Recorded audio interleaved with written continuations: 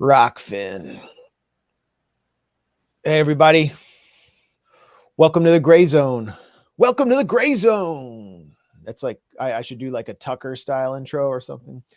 I've been watching our last live streams and I kind of come off a little bit sleepy. So I'm trying to show more energy today. We're also live on Rockfin. Yeah. Welcome to the Grayzone. We're here with award-winning American journalist Aaron Mate.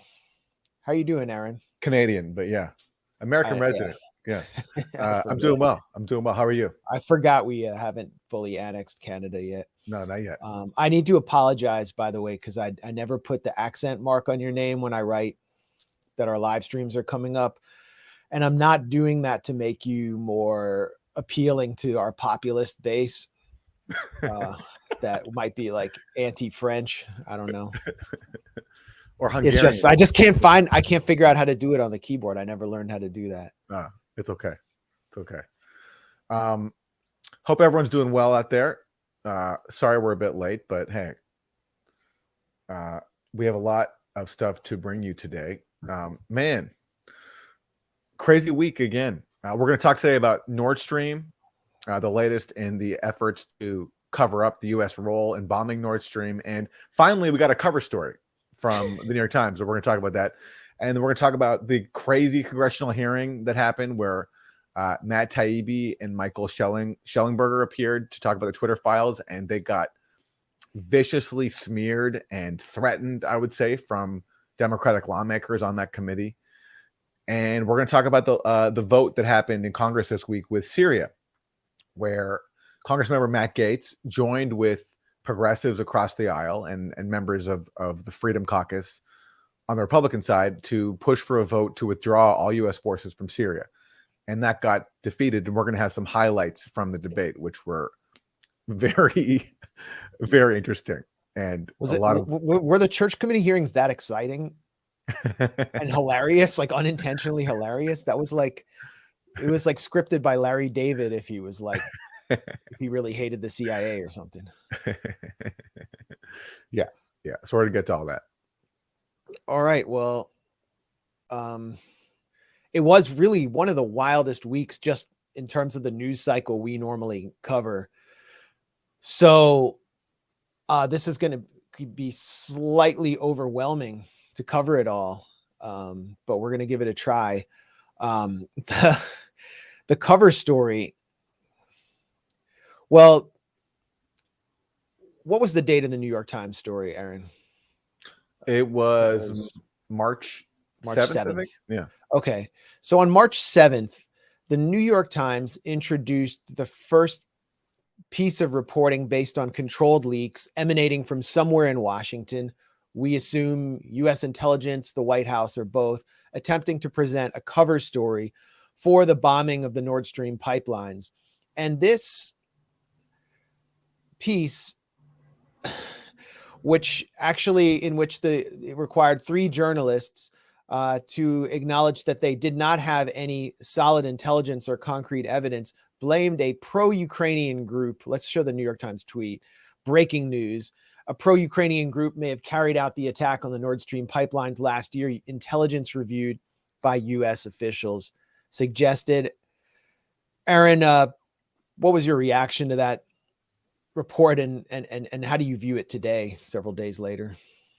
Well, the key word there's 2 keywords there. And this is a theme of all the Russiagate propaganda that we've called out from the start, is that whenever there's some sort of assertion being made with that they want us to believe, there's always, or almost always, a qualifier that underscores that they actually have no concrete evidence of anything. So right here in that tweet, there's 2 qualifiers.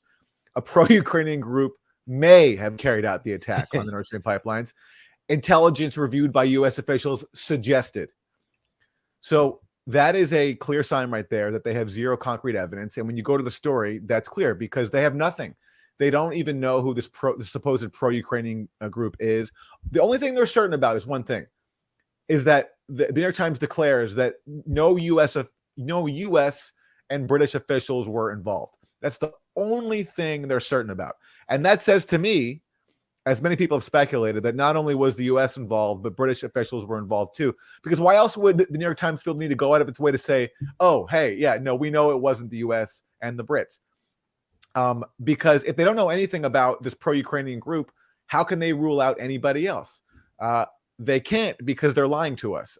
And that's clear from the Times story, where there's so many times when they acknowledge they have no evidence, that U.S. officials declined to offer any information about what this intelligence says about the supposed pro-Ukrainian group.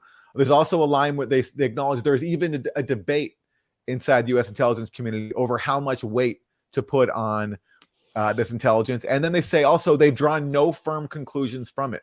So on every key point, they're admitting they have zero evidence. And that's because this is a cover story to cover up for the actual role of the U.S. in bombing Nord Stream. And I speculated that the pro-Ukraine group might actually be the one in Langley, which trains partisan terrorists within the Ukrainian military. Secret CIA training program in Ukraine helped Kyiv prepare for Russian invasion. We learned that last year. This is the LA Times on the CIA training Ukrainian insurgents. The CIA has been training Ukraine's SBU and various what you could call partisan or insurgent groups since 2014. They even trained a Ukrainian spy who was arrested in Russia, and the list goes on and on. And we also have Kit Clarenberg's report, which of course was ignored, relying on classified documents that were leaked to us. We didn't even have need an anonymous source. We just had the primary material for everyone to see, the emails showing that the British Ministry of Defense and Military Intelligence was working with the Odessa SBU to establish in their words, a partisan army of saboteurs to carry out attacks on Crimea, including using diving and to attack the Kerch Bridge, which eventually happened. So, okay, we have all those possibilities there. Let's not totally dismiss it, but then more controlled leaks appeared. And one of them, well, first it was Die Zeit, the German publication, reported that 6 people crossed the Polish border with hundreds of pounds of explosives using fake passports, and then rented a yacht from the German city of Rostock to carry out their mission to bomb the Nord Stream pipeline. So 6 people. And by the way, just one point I want to come back to is that the New York Times reported that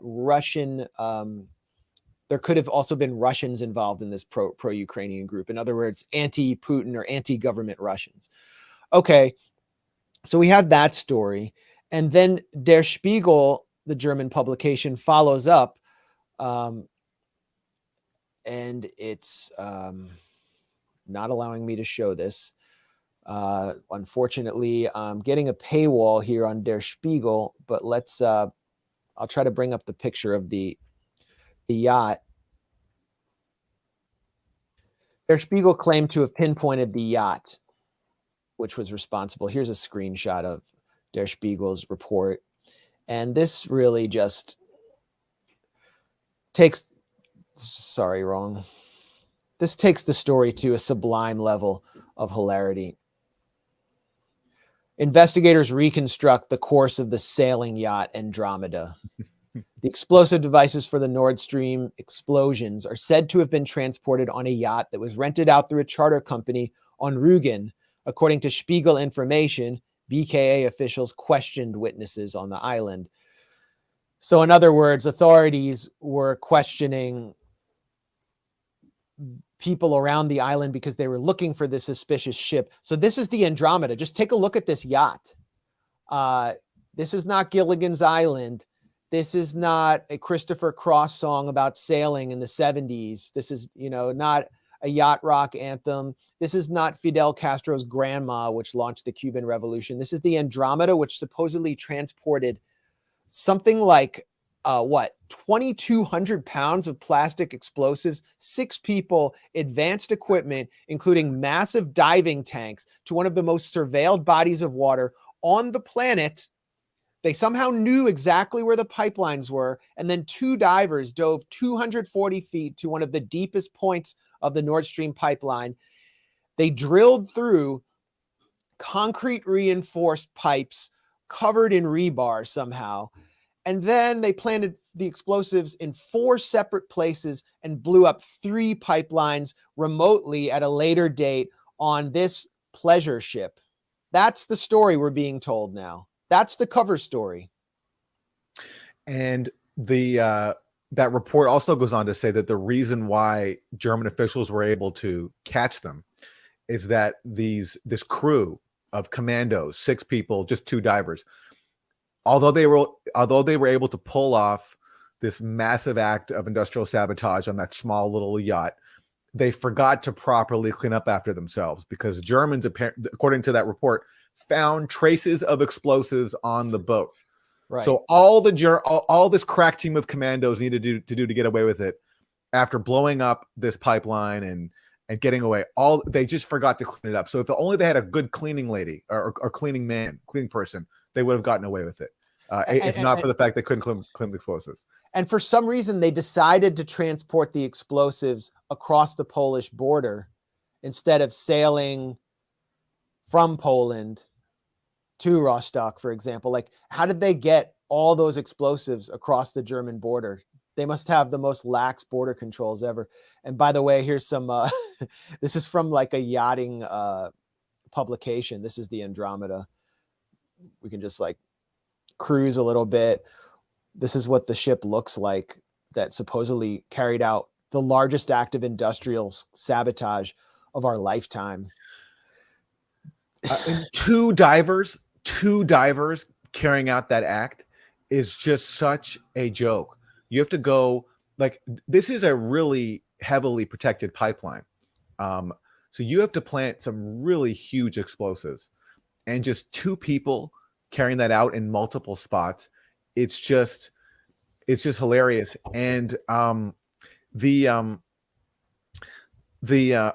so I want to know, from the point of view of the people who came up with this cover story, why did they pick that yacht? Because they obviously knew that anybody looking at this from the outside would laugh at the size of that yacht. So was it a question of, like, they needed to find a yacht that was small enough to evade detection, or they needed to find a yacht that they could claim, based on looking at transponder data, could be placed in those waters? Because if you look now at the like OSINT people who are like on Twitter trying to validate this cover story, Yeah, they're saying, "Look, we found it. That yacht was in the water. So this means, right, this means this." right. So it's like, I'd love to know one day for whoever came up with this cover up story, why they picked that yacht, because they must have known that anybody looking at the picture would laugh at it. So I wonder what their thinking was, why they couldn't find a bigger yacht, at least to be able to say, yeah, this could conceivably carry hundreds of pounds of explosives, and this team of 6 people, of really highly capable, except when it comes to cleaning 6 Look people. at those. Look at the size. I mean, you can see those parked in the Anacostia in Potomac in DC. But look at that. That carried out the worst act of industrial sabotage ever. I suppose one reason it was selected was because it was in the Baltic Sea at a certain point. But Die Zeit, the publication that initially claimed to identify this yacht and 6 pro-Ukrainians as the culprits, actually got the harbor wrong in which the yacht was docked. The harbor, the slips in the harbor are actually too shallow to dock a boat of even this size. And so they had to correct their story. It was kind of a massive correction. So, I mean, even the controlled leaks are really screwing up. And the OSINT specialists some of the OSINT specialists who have been claiming Seymour Hersh is wrong have been even pouring cold water on this story, just because of the amount of errors that are already there. And just the sheer ridiculousness of the idea that this yacht could have been somehow responsible. Well, and that's a good point about Seymour Hersh's story, because going back to the Times story, that's the first time the Times has acknowledged Hersh's reporting. and they do it in such a dishonest way. They claim that Hersh, so it's the first time the Times acknowledges Hersh's story. Like they bury it in like the 25th paragraph of the Times story. But they say that they say that Hersh, reported that U.S. was responsible. But then they say that to make his case, Hersh cited public statements from U.S. officials like Joe Biden and Victoria Nuland promising to stop the Nord Stream pipeline. So according to the Times framing, the basis for Hersh's story is public statements from Biden and Nuland and other people like that. No, the basis for Hersh's story, which the Times completely omits, is a source who gave him a detailed account both of the planning of this operation and how it was executed. Not what Biden said in public. Yes, I mean, right. Hersh mentions that, but that gets like a line or two in his story. His story, which is thousands of words, is about how this operation was planned and executed by the U.S., and he's basing that on a source who gave him a detailed account. By contrast, the Times has no details at all from its multiple sources, from its multiple anonymous sources, which raises another interesting contrast. Hersh was attacked for relying on an anonymous source, at least the one we know about, one anonymous source we know about, whereas the Times relies on multiple anonymous sources who give them nothing. They have no details at all to offer on anything, whereas Hersh does have details, and the Times, being so dishonest, can't even acknowledge that Hersh actually has a source who provided, unlike them, a detailed account. And then they have the gall to say, and this is my favorite part of their story. They say that their story, quote, amounts to the first significant known lead about who was responsible for the attack on the Nord Stream pipelines. So they want to tell us that a story from them that has zero information, zero details, and acknowledges that their sources are unsure of everything, that their story amounts to the first significant known lead, not the story that came first a month earlier from Seymour Hersh, which has ample details, unlike them. And I tried to count the paragraph that the mention of the Hersh story arrived in. It was like the 25th paragraph or the 23rd paragraph, but they waited till the 23rd or 25th paragraph to mention Seymour Hersh's story ever. That was the first mention. So it had to come buried inside the cover story. So, but let's look at the big picture here. Seymour Hersh created a massive problem for the CIA and the Biden administration and NATO in general. Seymour Hersh has struck again, and he showed that you don't even need the prestige and legacy of the New Yorker or London Review of Books to do it. He did it on Substack. This story would not go away. I can tell you at the Rage Against the War Machine rally in DC, the main chants were about the Nord Stream pipeline being blown up. It was front and center in the German demonstration, in which as many as 50,000 people showed up at Brandenburg Gate. And so this story was becoming a problem, and they just had to cook up something really quick. And I thought they'd come up with something better. But that's my question. Did they actually have to come up with something? Because I thought things were actually working out pretty well for them. Yes, Sy Hersh's story made an impact. Of course it did. No, the silence was deafening. But the silence was deafening. The Beltway media was refusing to acknowledge the existence of his story, with one exception in the Washington Post. The Washington Post did a story after there was a UN Security Council session about this, where Ray McGovern testified, and so did Jeffrey Sachs. That's when the Washington Post for the first time acknowledged Hersh's story. But otherwise, it was omerta. It was like a code of silence. And I think from the point of view of people trying to cover this up, if I were them, I would have just let that ride out and not try to come up, because what they did here was totally put the attention back on Hersh's story and forced everyone to compare the two. And it's just, you look at the story they came up with, it's a joke. The Times story was unbelievably embarrassing. There's zero information, and they acknowledge that they have no information. Then, whatever, at the same time, that story comes out that you mentioned about the yacht in German media, and that's hilarious. Like this idea that there's 6 people on this boat, only 2 divers. It's a small little boat, and they get caught because they forgot to clean up some explosives on the boat. It's amazing. And now everyone who bought into the attacks on Seymour Hersh has been caught with their pants down, because now they have to defend this humiliating coverage story that's been concocted for them, and they can't, because it's so stupid. Yeah, let's get Seymour Hersh's response, or what amounts to a response. Oh, this is great. So this is during an interview that he's doing, and this is him. This is a live reaction of him learning about the Times story. This is great. What? That can't be true. They can't be that stupid. Are they that stupid? What do I care? I'm going to go look at the New York Times now. Oh my God! Intelligence suggests Ukrainian. Oh my God! Oh my God! Okay. No, I haven't seen it. No, I can't comment on that stuff. What do I know? I've written a couple of other things about it. I'm going to write something next week again about it, and that's the way I do it. So he's going to write something again. Last week, it wasn't like I had some crystal ball on what I was saying was so profound, but I predicted the U.S. would throw Ukraine under the bus for this. It was based on Fiona Hill's comments, but you can go back to our stream last week, and I definitely called this. Other people were calling it too.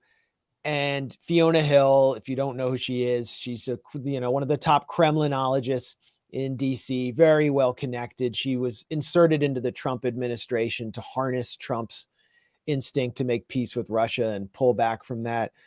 And she actually reported in Foreign Policy last year, or early, I guess it was last year. She confirmed that the U.S. blew up negotiations between Russia and Ukraine. So in her more recent interview, she said that she didn't think Russia was responsible for Nord Stream anymore, and she thought maybe Ukraine might be responsible. Definitely, the U.S. couldn't have done such a horrible thing because we're a shining city on the hill, and so that kind of set the stage. I think that narrative was already brewing in Washington, is what I'm saying. Maybe she's the basis for this supposed intelligence that was leaked to the New York Times. Maybe she came up with the idea, or maybe she was told of this and she was just putting it out there to get, I don't know. But by the way, Fiona Hill also said that if Trump was president, this war in Ukraine wouldn't have happened. And she was saying that as a criticism of Trump, that like Trump wouldn't have been willing to stand up to Putin like Biden was. And so this war wouldn't have happened. And she served under Trump. So that's just a window into how these national security experts think. Is like she thinks it would be a bad thing if this horrible war hadn't have happened. But look, this Time story comes just a few days after Schultz visits Washington, right? Yeah. And that's a great example of what we're talking about, how the media was totally going along with ignoring Hersh's story. Because first of all, what did the White House say right before Schultz came? That there's going to be no joint news conference. Well, that makes sense from the point of view of the White House, because what happened last time Biden and Schultz, Chancellor Schultz of Germany, had a joint news conference? That's when Biden, with Schultz at his side, blurted out that if Russia invades Ukraine, we will stop Nord Stream 2. And then a reporter from Germany asked him, well, how would you do that? It's not in your waters. And he said, we'll stop it. And he kind of grinned slyly, and he was talking about, obviously, the plans he had already put into action to blow up Nord Stream 2, because according to Seymour Hersh's reporting, planning for that began not long before that joint news conference with Biden and Schultz. So from the point of the White House, why would you put Biden and Schultz together before the media? Again, they can very confidently assume that no U.S. media outlet would dare ask Joe Biden about Hersh's reporting. But I think maybe they weren't confident that a German reporter or some other foreign reporter would.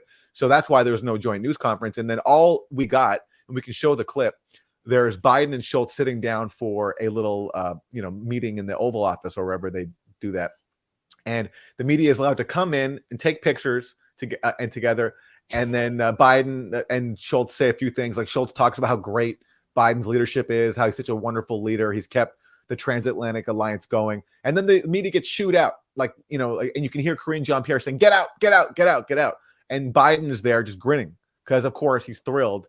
He's not going to be questioned on his role in ordering the bombing of the Nord Stream 2. That was Karine St-Pierre, who was introducing the talk to discuss challenges to the war against the People's Republic of Russia. Oh, yeah? Is that what you call it? Yeah. Actually, we can cue that one up. That's pretty good. But I'm not finding that clip. They will also discuss other international security challenges, including our work together to address the challenges posed by the People's Republic of Russia. They will.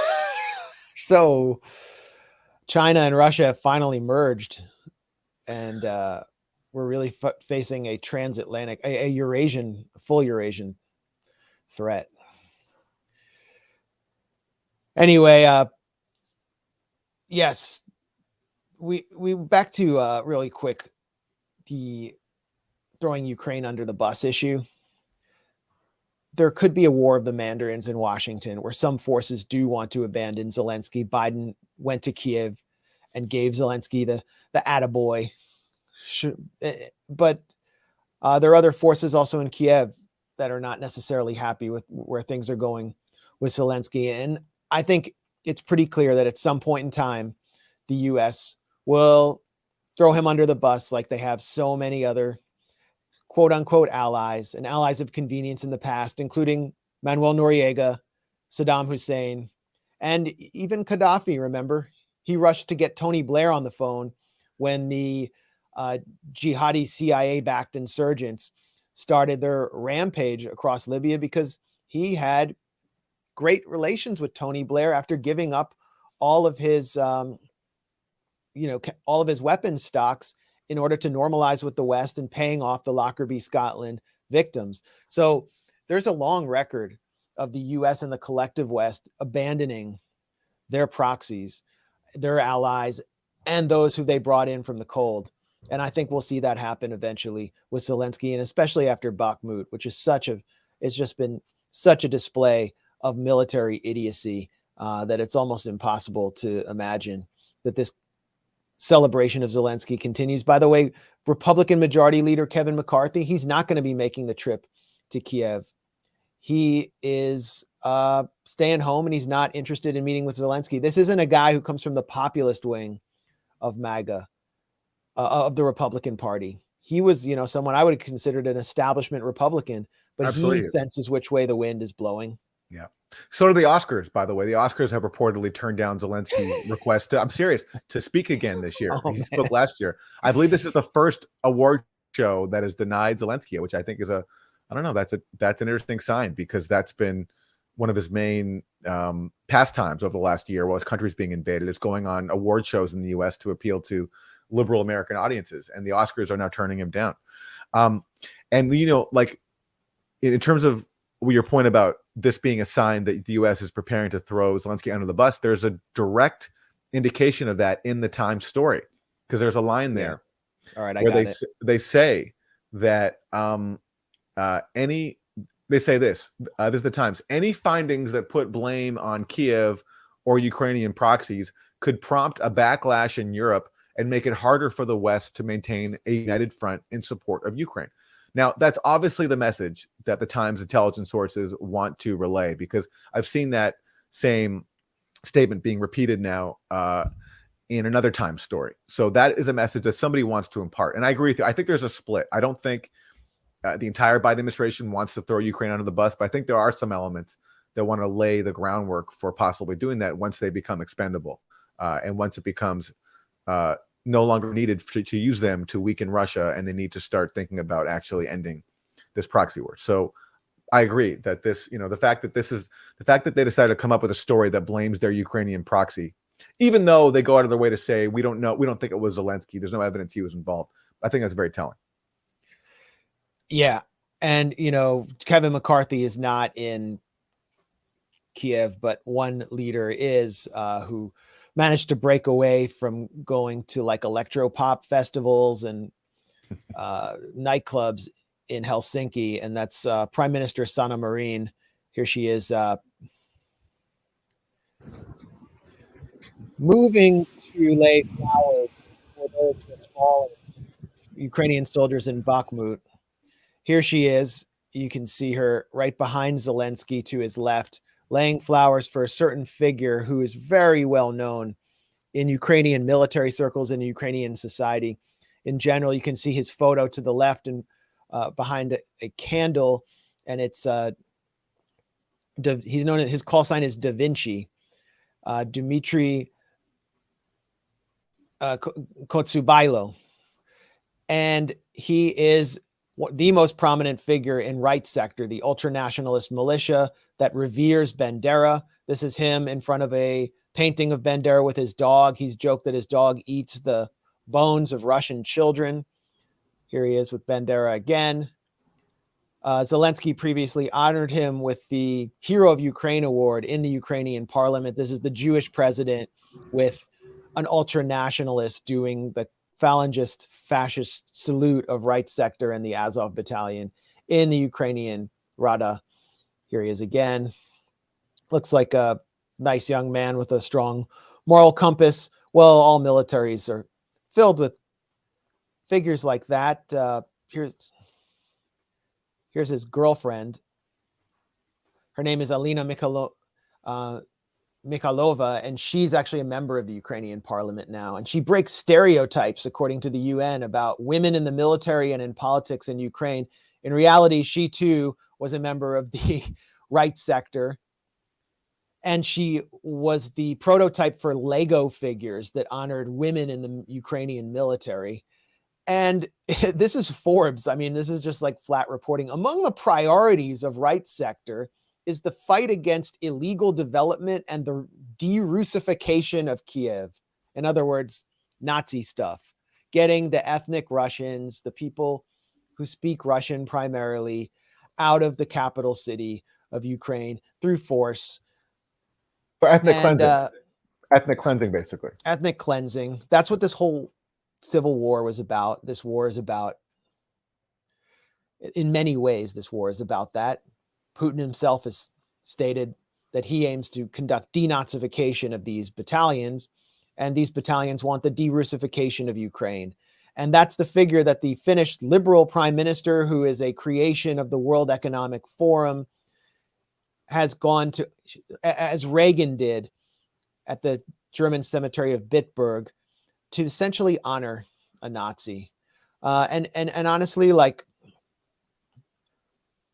I have trouble feeling contempt for this character on this day, because there have been so many Ukrainian young men just wasted in Bakhmut because Zelensky needed to hold them for tactical reasons and to continue putting on this face to Western media and the collective West that's been arming him and has vaulted him to celebrity, that Ukraine was winning.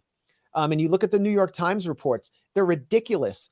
There's one report by this reporter, Carlotta Gall, who used to cover Afghanistan for them. And she went into the general area of Bakhmut.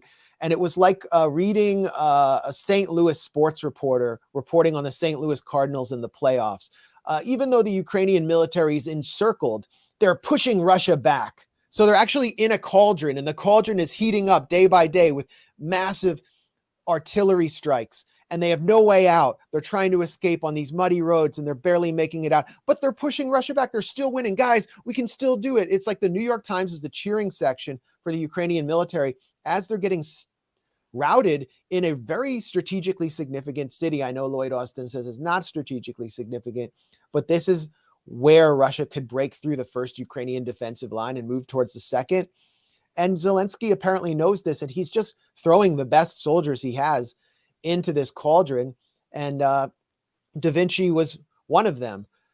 And then Zelensky goes and looks like he really cares about the Ukrainian people and is honoring them with this tool of a prime minister who has broken Finland's historic neutrality with Russia and agreed to sign up for NATO. I mean, there's so many levels of horror that it's hard to hold, to focus my contempt on that right sector soldier. Well, you know, going back to that photo you showed of him and Zelensky giving him a medal in Parliament. I mean, that photo, I remember, like, that was the cover image for a report that you wrote along with Alex Rubenstein in the Grayzone about how the Jewish president Zelensky made peace with Nazis in Ukraine.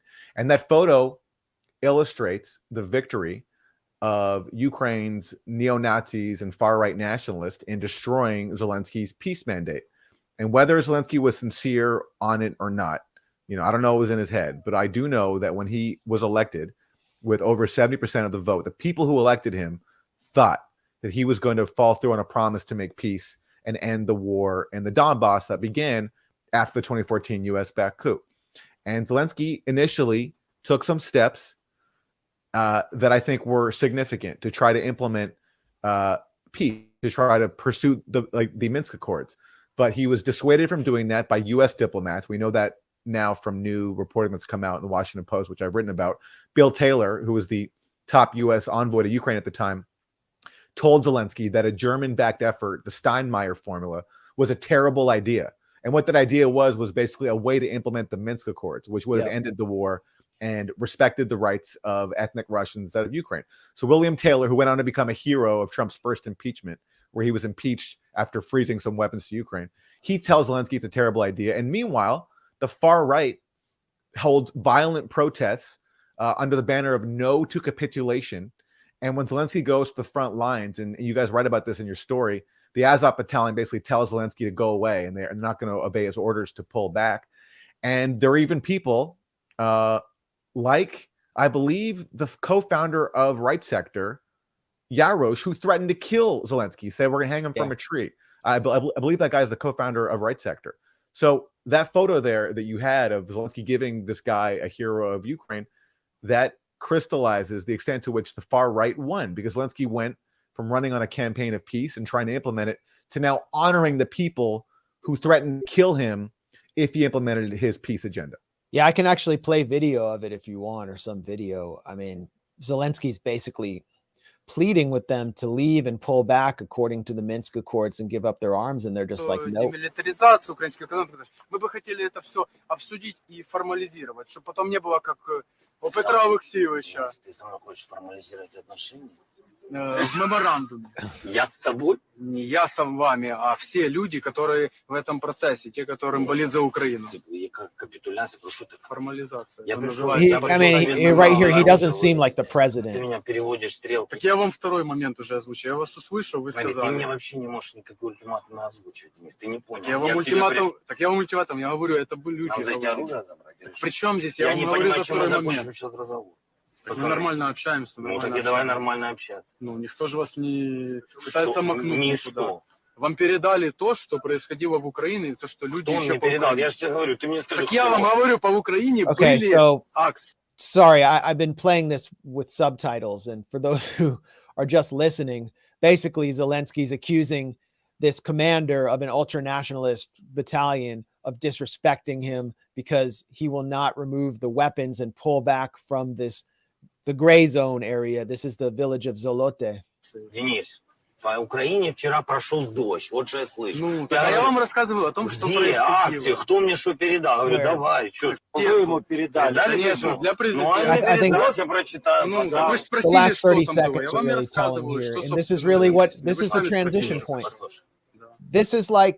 This is the end of Zelensky right here as the peace president who is elected by also many ethnic Russians. Я президент. Let's read what Zelensky's 42. saying. I'm not a sucker, right? Yeah. Я ж не лох. Я тебе пришел. I came and told you, pull back the weapons. А ты меня не переводи. Don't shift the conversation. Причем мы с вами уже поговорили, вы потом Я не спросили за поговорил с следствие. тобой, я хотел увидеть в глазах понимание. А увидел парня, который решил, что перед ним какой-то лопух You стоит. saw a guy who decided that he was some Такая sort of другая sucker тема, in мы front уже of him, этот trying to момент switch the обсудили, я topic. вам следующим сказал еще Я один момент, услышал, что можно? окей, ты мне скажи ок, все. Ну, так у нас нет оружия в руках. Ну, Это что? значит, ты меня не услышишь. Ну, слушайте. And then Парни, Zelensky это я walks вам away. сейчас сказал серьезно. It's amazing. A president of a country is telling military forces under his command that I'm not a sucker, that you have to listen to me, pull back your weapons because I'm trying to implement this peace deal. And the guy is basically making fun of him and saying, "Oh, like we don't have any weapons here in our hands," like, and basically gaslighting him. I hate to use that word, but it's true. That's what he's doing, and it speaks to the power of forces like Azov inside of Ukraine, and it speaks to what a farce it is for people to say, "Oh, well, how can Ukraine have neo-Nazis with a major influence if their president is Jewish?" Well, you have right there the Jewish president being mocked by the neo-Nazis and then refusing to follow his orders. There's your answer. It reminds me of those videos like my kid watches, like Johnny, yes, Papa, eating sugar, no, Papa. And then like the dad has to basically just let the kid eat the sugar because the kid just is like, nope, I'm lying. That's not a leader. And he didn't, Yeah. he wasn't acting on a mandate there. He never really had one to deal with those guys. So the next thing we know, he's sitting at the table in Kiev with the commanders of these far-right forces, including the commander of C-14, which was just a straight-up neo-Nazi organization, the Jewish president, because he had to. And meanwhile, the U.S. was, as we know, sabotaging the Minsk Accords from behind the scenes. They were siding with the Azov Nazis. That's who they were in perfect lockstep with. And so was every Democrat in Congress, who meanwhile was impeaching Trump because he had briefly frozen some of the weapons that were used for that fight, that were arming people like Azov, that were encouraging them to fight the rebels in Donbass. So the Nazis of Ukraine were in perfect lockstep with U.S. officials and pretty much the entire Congress, especially the Democratic Party, because they were impeaching Trump for pausing weapons that fueled that fight. They were in step with Curb Your Enthusiasm star Alexander Vinman, who was like the star witness and was engineering this whole process, who was born in Ukraine, who's basically just like a Ukraine firster.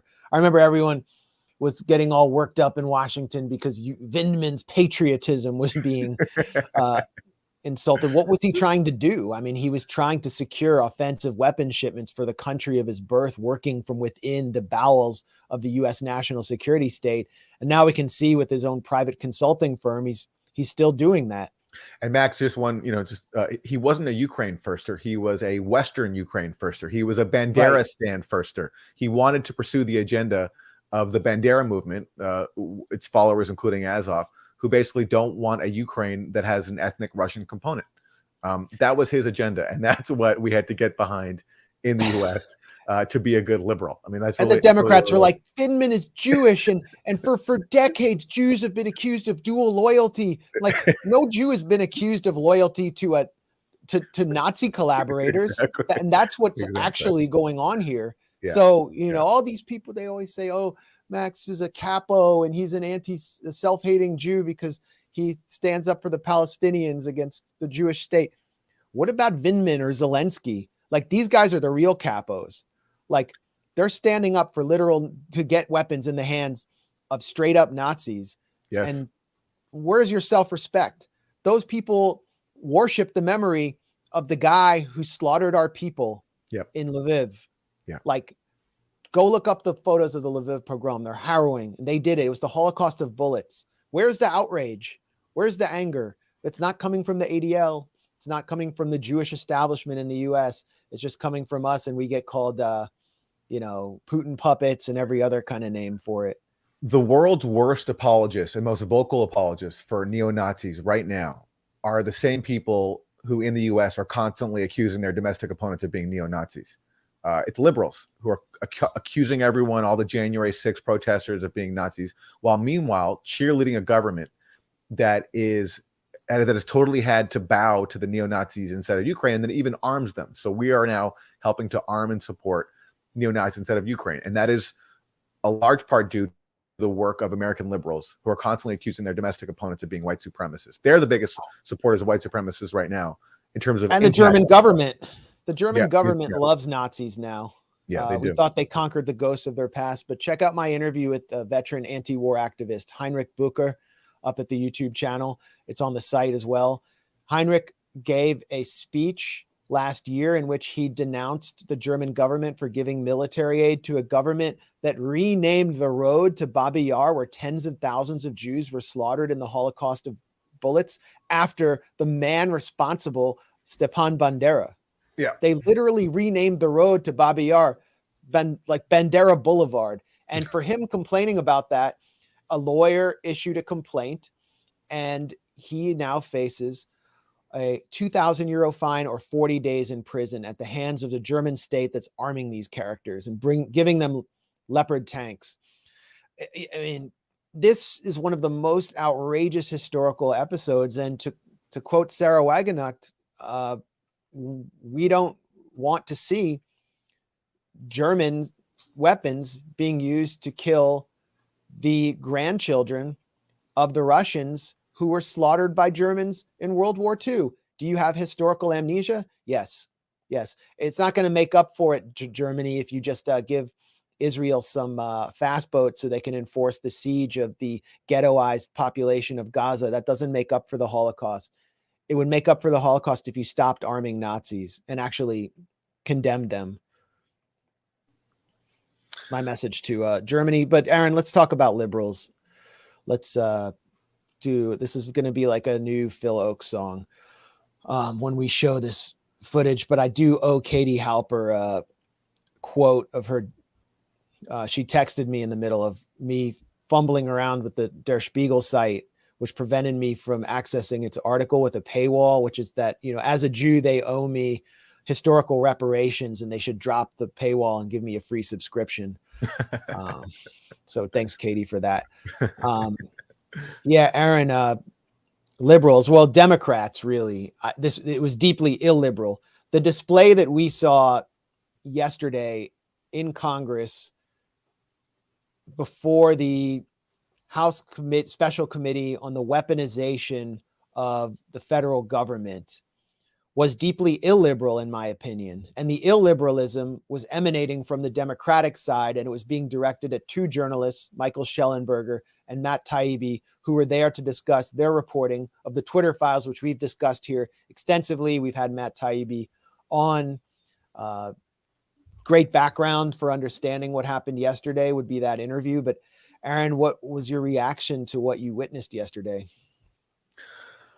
That hearing was the culmination of years of Russiagate mania that normalized this culture inside, you know, liberal democratic politics, where any critic of intelligence agencies, anybody who dissents from the party line, needs to be discredited and cannot be treated with any respect, and should be shunned, because all these Democrats, not one of them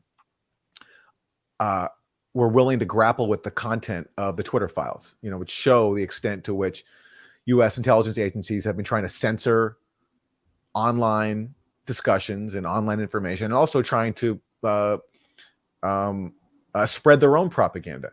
That's what the Twitter files have revealed. And no Democrat on this committee was interested in that. Instead, they were trying to disparage the messengers, Matt Taibbi and Michael Schellenberger. And it was an amazing display. And they revealed such a McCarthyite way of looking at the world. And we have some clips that show this, but basically it came back again and again, that the fact that these journalists, Taibbi and Schellenberger, dared to question our holy national security state meant that they must be disparaged. And it was an incredible display.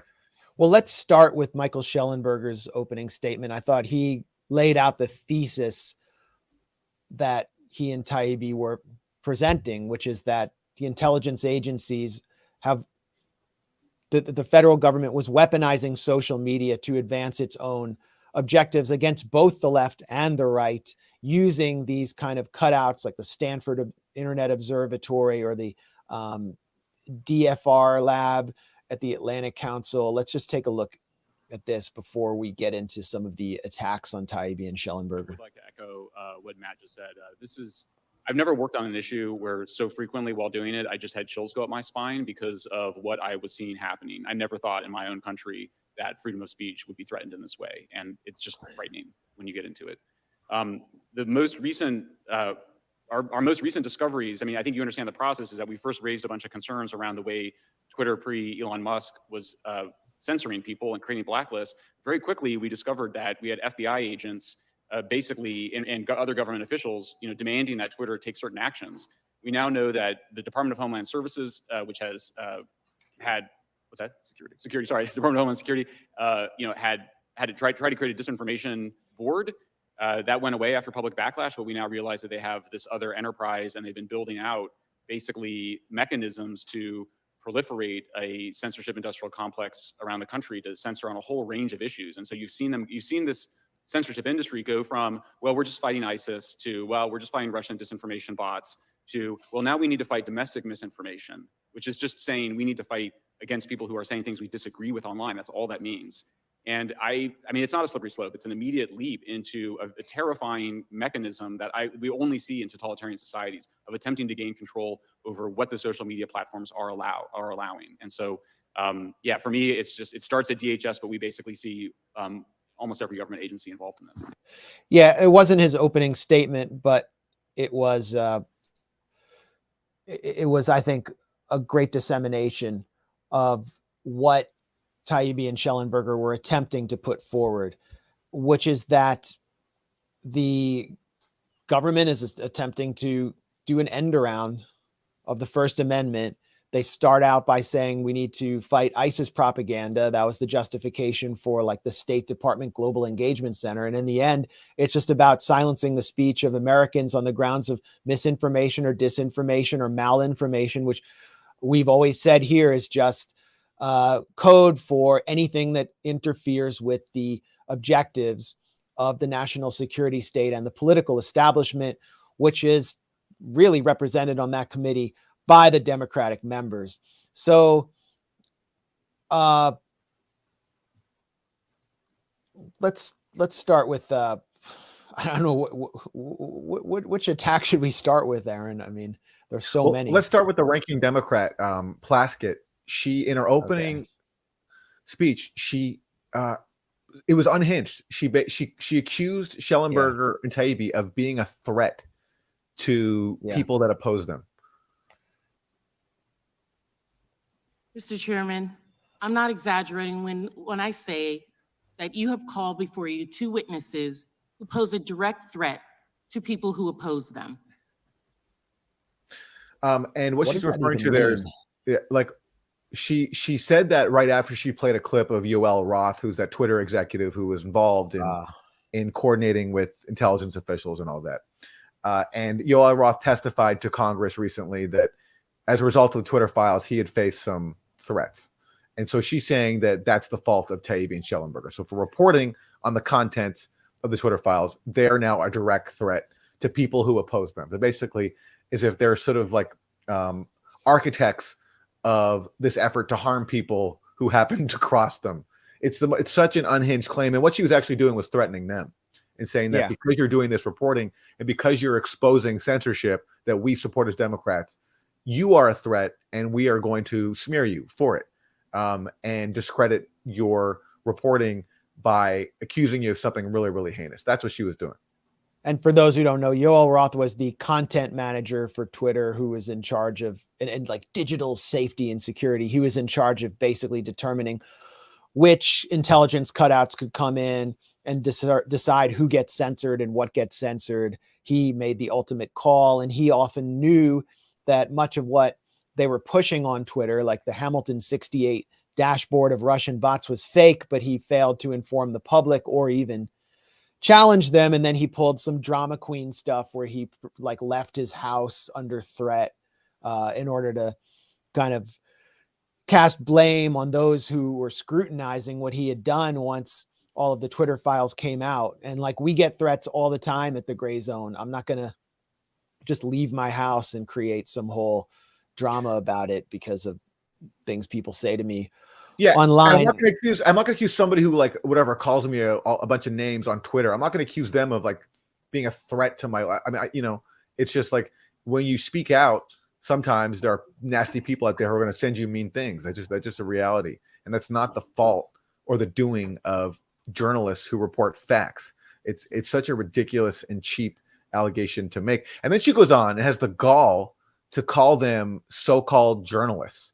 And we have that clip as well. And it just speaks to the contempt and the immaturity of these people, that they can't grapple with the content of what is being discussed here, which is the national security state pressuring social media companies to both censor information they don't like and to spread their own propaganda. That's what this is about. And because Democrats right now have chosen to support that, here they all are calling two journalists who are reporting on this so-called journalists. And to praise him for his work. This isn't just a matter of what data was given to these so-called journalists before us now. There are many legitimate questions about where Musk got the financing to buy Twitter. We know for a fact that foreign countries like Qatar, and to praise him for his that's another thing. This is so funny. So foreign countries like Saudi Arabia have always invested in Twitter. Like before Elon Musk bought Twitter, Saudi Arabia, or like a Saudi Arabian billionaire, I think, was the second biggest stakeholder. You never heard Democrats complain about that before. After Musk bought Twitter, Now she's raising concerns about foreign money in Twitter. And of course, she brings up Russian money in that thing because, of course, that must mean that Vladimir Putin is controlling Twitter as well. But yeah, she has the gall to call Taibbi and Schellenberger so-called journalists. And watch her reaction when Matt Taibbi really politely responds and tries to correct her. He obviously goes out of his way, I think, to be really respectful and to try to treat the hearing with respect. But watch her response. She can't even look at him as he's offering her a very polite correction. She can't even look at him as he's offering her a correction. Yeah. Sorry, this is the wrong one. There are so many highlights or lowlights from Plaskett.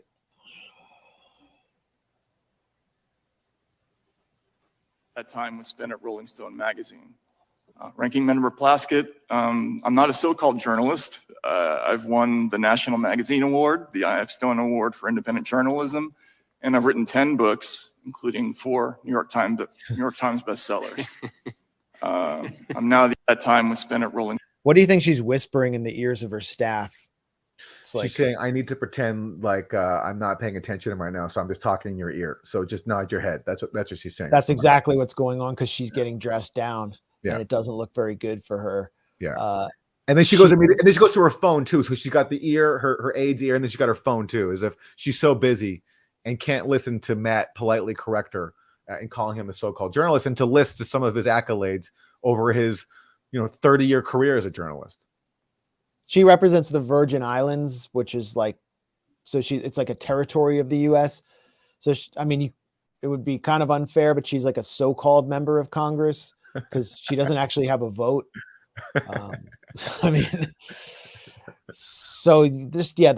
She was laying out the contemptuous line for Taibbi and Schellenberger. And, you don't have to win awards to be a journalist.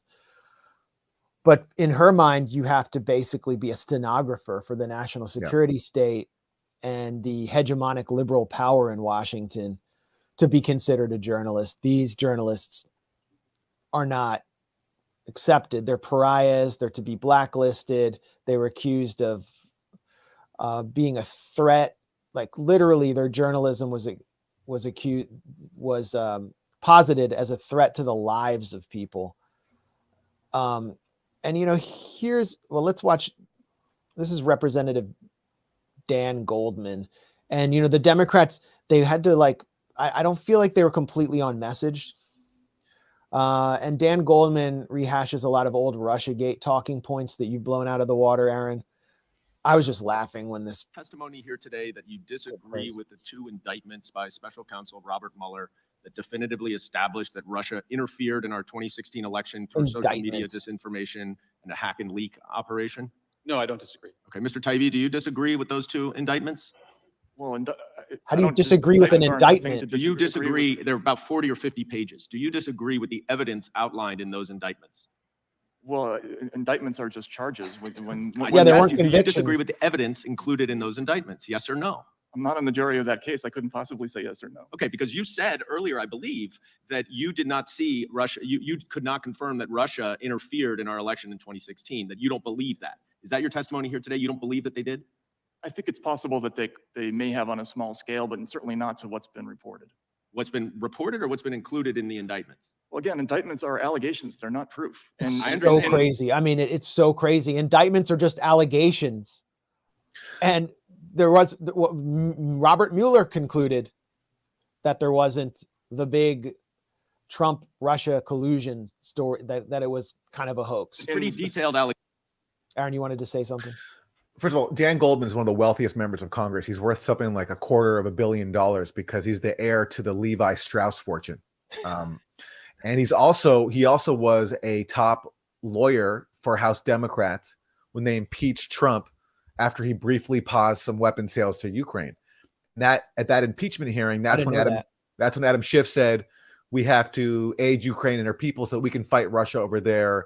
We don't have to fight Russia here. So that impeachment helped normalize in American liberals this need for us to sabotage peace in Ukraine and use Ukraine for a proxy war against Russia. And Dan Goldman, we can thank him for the mess we're in now, because that impeachment was about enforcing that consensus, the need to use Ukraine for a proxy war against Russia. And accordingly, because he is a diehard Cold Warrior, he is questioning Matt Taibbi and disparaging him for daring to not accept every claim in the holy Robert Mueller indictments. And what's funny about that is two things. First of all, as Matt points out, like it's a claim in an indictment. It doesn't make it gospel just because it's there. I mean, unless you're a dictator, you're gonna accept the premise that, like, you know, indictments can be challenged. That's what lawyers do, right? So he's attacking Matt for daring to question that. And also, by his own logic, Robert Mueller doesn't even actually believe the claims in his indictments, because Robert Mueller dropped one of those indictments, the indictment of the Russian troll farm that he's attacking Matt Taibbi for questioning. Robert Mueller dropped that indictment because what happened? Because they were going to get discovery in court because they actually showed up with a lawyer. The troll farm got a lawyer in DC and they challenged it. And there were all these hearings, and the lawyer for the troll farm was showing what a joke this case was. It was an incoherent case that didn't even make any sense under US law. And of course, all this is about a troll farm that bought some ads on social media that weren't even about the election, except a tiny percentage, and that were just juvenile memes. And Daniel Goldman is livid that Matt Taibbi dares to question whether that amounted to interference in an election. And he's trying to nail him on that. And then when Matt Taibbi tries in that clip, in the exchange, to say to him, well, actually, Robert Mueller dropped that indictment, so what are you so mad at me about? He doesn't let him finish. He cuts him off and says, it's my time. So he won't even let Matt get out this answer that even Robert Mueller dropped that indictment that Daniel Goldman holds up as the holy word. That's also what Debbie Wasserman Schultz did. And they don't want Taibbi to be able to say anything that will go into the congressional record. Yes. So they just constantly reclaim their time and don't let them answer. And let me just say that in the build up to the hearings that we're going to be seeing on the weaponization of the government, which are run by the chair's Jim Jordan. He's right-wing Republican, affiliated with the populist wing of the Republican Party. He has his own agenda. There's no denying that. But in the run-up to it, we were told that Jim Jordan and the Republicans on the committee would be the McCarthyites. But what we saw here in the questioning of two journalists it reminded me distinctly of the HUAC trials in the way that they were being questioned, because they're constantly trying to set them up as Russian puppets, as Kremlin simps, as people who are being covertly paid, or they were controlled somehow by Elon Musk because he has the ultimate say over releasing the Twitter files. He's the owner of Twitter. They were treated in a straightforward McCarthyite fashion. I wanted to actually move on to Colin Allred, who's another Democrat on the committee, and just to demonstrate another line of attack, McCarthyite attack, which we constantly get accused of here at the Grayzone, which was to call them conspiracy theorists. And I hope that you can actually take this with you, because I honestly hope that you will grapple with this, that it may be possible. He's talking kind of like the dad at the end of Family Matters, when he imparts the wisdom to the children. He's clearly studied this. He's emotional. He's emotional about this. Well, let's get that again. That if we can take off the tinfoil hat, that there's not a vast conspiracy, but that ordinary folks and national security agencies responsible for our security are trying their best to find a way to make sure that our online discourse doesn't get people hurt or see our democracy undermined. And that the very rights that you think they're trying to undermine, they may be trying to protect. I love the idea of ordinary folks, like, I don't know, like the local milkman, like joining up with like a CIA agent to like censor journalists they don't like on Twitter. Like ordinary folks. Nina Jankowicz is just a working class Broadway gal who's trying to do the best she can to protect us from the hate mongers. He had kind of an Obama quality too. Like, oh yeah, there's folks out there. The folks out there trying to protect us from hatred, and disinformation, and misinformation, and malinformation. Look, let me be clear. When ordinary folks. Well, he brought up. He brought up a swastika and a Jewish star as his exhibit to kind of suggest that Taibbi and Schellenberger and the Republicans on the committee favor that as being the protected speech, that's what they're actually defending. And Taibbi did make a good point that, in a free society that has a First Amendment, you actually have to defend people's right to be awful in public. Displaying a swastika in the United States is not illegal, as far as I know, under the Constitution. So he was coming at it as the ACLU liberal that he presented himself as in his opening statement, and the Democrats were not. But that's not what's being discussed here in terms of the content being censored. What's being censored, as Taibbi pointed out, is like the account of Telesur English, which is one of the best broadcast organizations in the world. It's a Latin American broadcast organization that is socialist oriented, based in Caracas, Venezuela. And so when the Trump administration attempted its corporate coup against Venezuela, they started seeing their accounts nuked, and Taibbi was there to defend them as well. That was just a political decision, and they weren't pumping out any hate. And we should play that clip where Matt says that, because it speaks to all the people who've accused Matt of pushing this narrative that like it's only right-wing voices that are being silenced. He actually explicitly contradicted that. But going back to briefly to what Allred said, Congressmember Colin Allred, about how we have to take off the tinfoil hat and consider that actually not everything is a conspiracy, and that our national security agencies are just trying to reduce harm and protect our democracy. Well, who's put on the tinfoil hat? It's people like him and other Democrats who have parroted the conspiracy theories that have come from national security agencies, that Trump was a Russian asset, that Trump was being blackmailed by Vladimir Putin, that Russia was paying bounties on U.S. troops in Afghanistan, that Russia was zapping people with microwave weapons, that Russia was responsible for Hunter Biden's laptop. All of those are tinfoil hat conspiracy theories. And where do they come from? They come from the national security agencies, who he claims are trying to protect people. And when people dare question those tinfoil hat conspiracy theories, they get censored.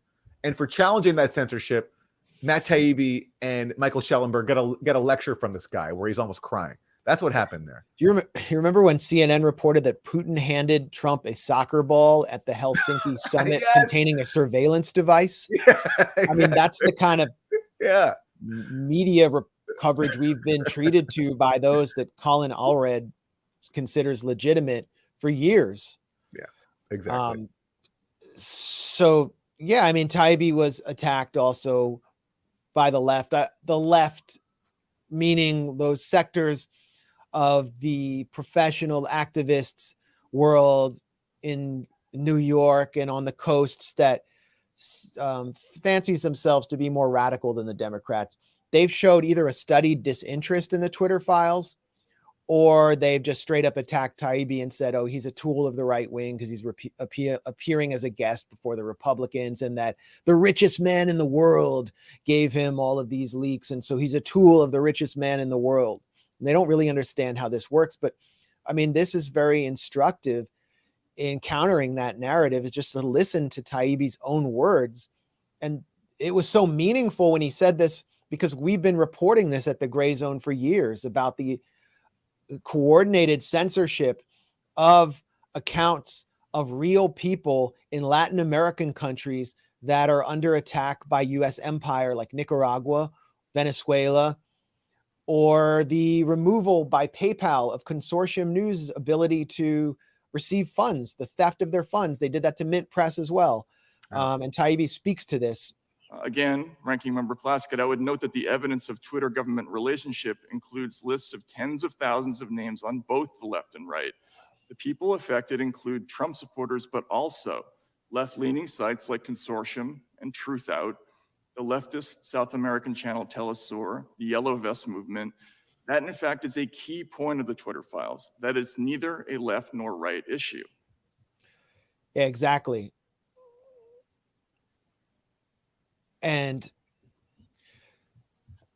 But the people, but the people definitely the right is, but well, let me just say, definitely the right has been disproportionately censored and attacked under the old regime of Yoel Roth and company. That's a fact. I mean, no one can say that conservative accounts were not disproportionately attacked by that Twitter regime. That Look needs at to be look at the Hunter Biden laptop story. This Yeah. is a major story about the Democratic presidential candidate that was censored.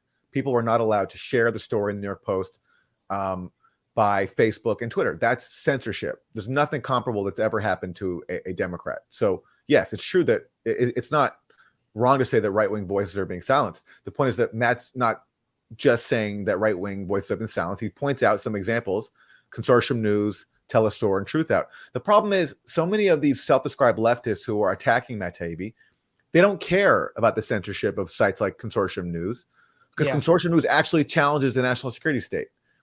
And the self-described leftists who attack Matt Taibbi don't. And so they don't care that Consortium News is getting censored, because they don't see Consortium News as one of them, because their club caters to the Democratic Party narrative and Consortium News doesn't. So they don't care about a leftist site like that being attacked. Exactly. And at the end of the day, they're just Democrats who want a better Democratic Party and fall for every ploy by the Democrats to keep sheepdogging them into the party ranks. But that's why they use so much radical rhetoric, and they cosplay as radicals so hard, is to cover up the objective reality of their political behavior. The material reality of the US left is essentially the street wing of the Democratic Party. And to a certain extent, the World Economic Forum, the pandemic really showed that. There was some really just true comedy that took place. I love this exchange between Representative Sylvia Garcia and Taibbi. I'm not going to be able to do justice to it here, but Sylvia Garcia actually tweeted out one of the most embarrassing exchanges of the day. And it's worth reading it. She said, "To hide their inability to legislate, Republicans have launched a dangerous political circus. That sole purpose," I think she means whose sole purpose, "is to inject extremist politics into our justice system. I will continue to fight extreme MAGA Republican lies, misinformation, and outright conspiracy theories." So she thought this was going to be like, her boss lady moment, and she'll be fundraising off of this. But even if you look at that tweet, she's getting completely ratioed. And here's what she said and what she did, which I found totally unethical. When was the first time that Mr. Musk approached you about writing the Twitter files? Again, Congresswoman, that would... I just need a date, sir. But I can't give it to you, unfortunately. This has her own logo on it, and she's trying to demand that a journalist present his sources and methods. Fortunately, because this is a question of sourcing, and I don't give up. I'm a journalist. I don't reveal my sources. It's a question of chronology. No, that's a question of sourcing. You earlier said that someone had sent you through the internet some message about whether or not you would be interested in some information. Yes, and I refer to that person as a source. So you're not going to tell us when Musk first approached you? Again, Congressman, you're asking me to you're asking a journalist to reveal a source. So then you consider Mr. Musk to be the direct source of all this? No, now you're trying to get me to say that he is the source. I just can't answer your question. He isn't. If you're telling me you can't. And Dan Goldman, the lawyer, is next to her saying, why can't you answer the question? No journalist is going to reveal their source to a member of Congress. Answer because it's your source. Well, then the only logical conclusion is that he is in fact your source. Well, you're free to conclude that. Well, sir, So that's disgusting. I mean, from the point of view of journalistic ethics, he's being demanded to violate them, and then she's posting it online as some giant own. Remember, Trump was always presented as like the greatest threat to media ever. Garcia goes on to demand to know why Taibbi didn't hand over the latest Twitter files to the House Democrats on the committee, and why she didn't realize that he had published them on Twitter, because she was asking, what conditions did you have with Elon Musk? And he said, the only condition was that we published this on Twitter. And she said, so you gave the files to Twitter? And she kept saying, you gave the files to Twitter first instead of to us, because she doesn't understand that Twitter is a place where you publish. She didn't understand. She doesn't even understand how Twitter works. And yet she's asking all these hostile and aggressive questions. And then this was one of the greatest moments of the day. Yet you yourself posted on your I guess it's kind of like a web page. I don't quite understand what Substack is, but posted on your I guess it's kind of like a web page. I don't quite understand what Substack is, but that what I can say is that yet. So she doesn't know what Substack is. And then she goes on to enter into a really bizarre line of questioning. And I don't know if this was even intentional or not, but she conjures up a really kind of like an image that I would never want to think about. In your discussion, in your answer, you also said that you were invited by a friend, Barry Weiss. My friend Barry Weiss. So this friend works for Twitter, or what is her? She's a journalist. She's pretty well known. Sir, I didn't ask you a question. I'm now asking Mr. Schellenberger a question. Please Yes, do ma'am. not Barry Weiss interrupt. is a journalist. I'm sorry, sir. She's a journalist. She's a journalist. So you work in concert with her? Yeah. Do you know when she first was contacted by Mr. Musk? I don't know. You don't know. So you're in this as a threesome? There was many more people involved in that. There was what? Yeah. was contact with Mr. Musk. I don't know. You don't know. So you're in this as a threesome? Like, why did she say that? What does she think she was accomplishing there? I don't know. But, going back to what she said about the source of the information. I just don't want to think about Barry Weiss in a threesome. And Elon Musk and anybody. I just don't. But I wonder if she was deliberately trying to conjure that image up to kind of disgust people. You have to be really stupid to say that and not have it be intentional. But what she was saying about, trying to get to Matt's source, like what she's trying to avoid is the source of the information we're all receiving, which is the files themselves, which she doesn't want to talk about. So she wants to make this about Elon Musk, just like the other Democratic speaker wanted to make this about the money behind Twitter now, like Russia, including Russia, according to their speculation. Like nothing about the content of the actual files themselves. Right. That's ultimately what the source of the information is, and that's what they don't want to discuss. So what about the content of the files? What do you think they're trying to cover up? I mean, we've learned so much already on all these key issues where there was a narrative to enforce. The national security state was deployed to work with Twitter to enforce it and to censor countervailing voices.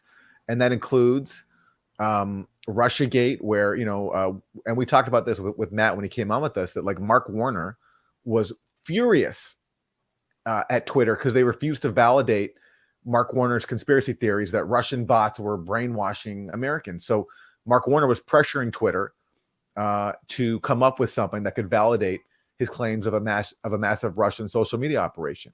And we learned that more about, and again, the Grayzone covered this back when it was happening, but this Hamilton 68 dashboard tracking so-called Russian accounts and Russian bots was a fraud. Because as a Twitter file showed, they had the people behind Hamilton 68, which is a group of neocons at one of their think tanks, the Alliance for Security and Democracy, had no evidence to share. And we learned that Adam Schiff tried to get Paul Sperry, who's a journalist who's done a lot of work exposing Russiagate. Schiff tried to have him censored. And we learned stuff about COVID too. There was recently something shared by Matt in a thread about how basically there was a discussion among some officials of trying to censor true content, right? About the impacts of vaccines. Like they acknowledged it was true, but they didn't want it to be spread because they thought that would fuel vaccine hesitancy. And the idea there is that the people, stories of true vaccine side effects need to be nuked. And isn't that public health? Like, shouldn't people be warned about this? But the thinking behind that is the people out there don't have the intellectual prowess that we have to decide for themselves what's good for them or not. So we have to decide for them what information they can and cannot see. That's what they're basically saying, that they can't see true information because they don't have the capacity to make decisions for themselves. That's the underlying attitude towards these people, which is so revealing about And- how our people in power view the common population. In many ways, I mean, these are Democrats, big government Democrats, you would presume, who are behind this. It's kind of a libertarian attitude to remove alerts about consumer products and the health impact they might have on you. Every big pharma product is required to disclose side effects in their commercials at rapid speed because they're so extensive. But for some reason, the mRNA injection was protected from that. And, you know, we can just go down. This is Taibbi before he testified, or on the day he testified, laying out the basis for he and Schellenberger's term, the censorship industrial complex.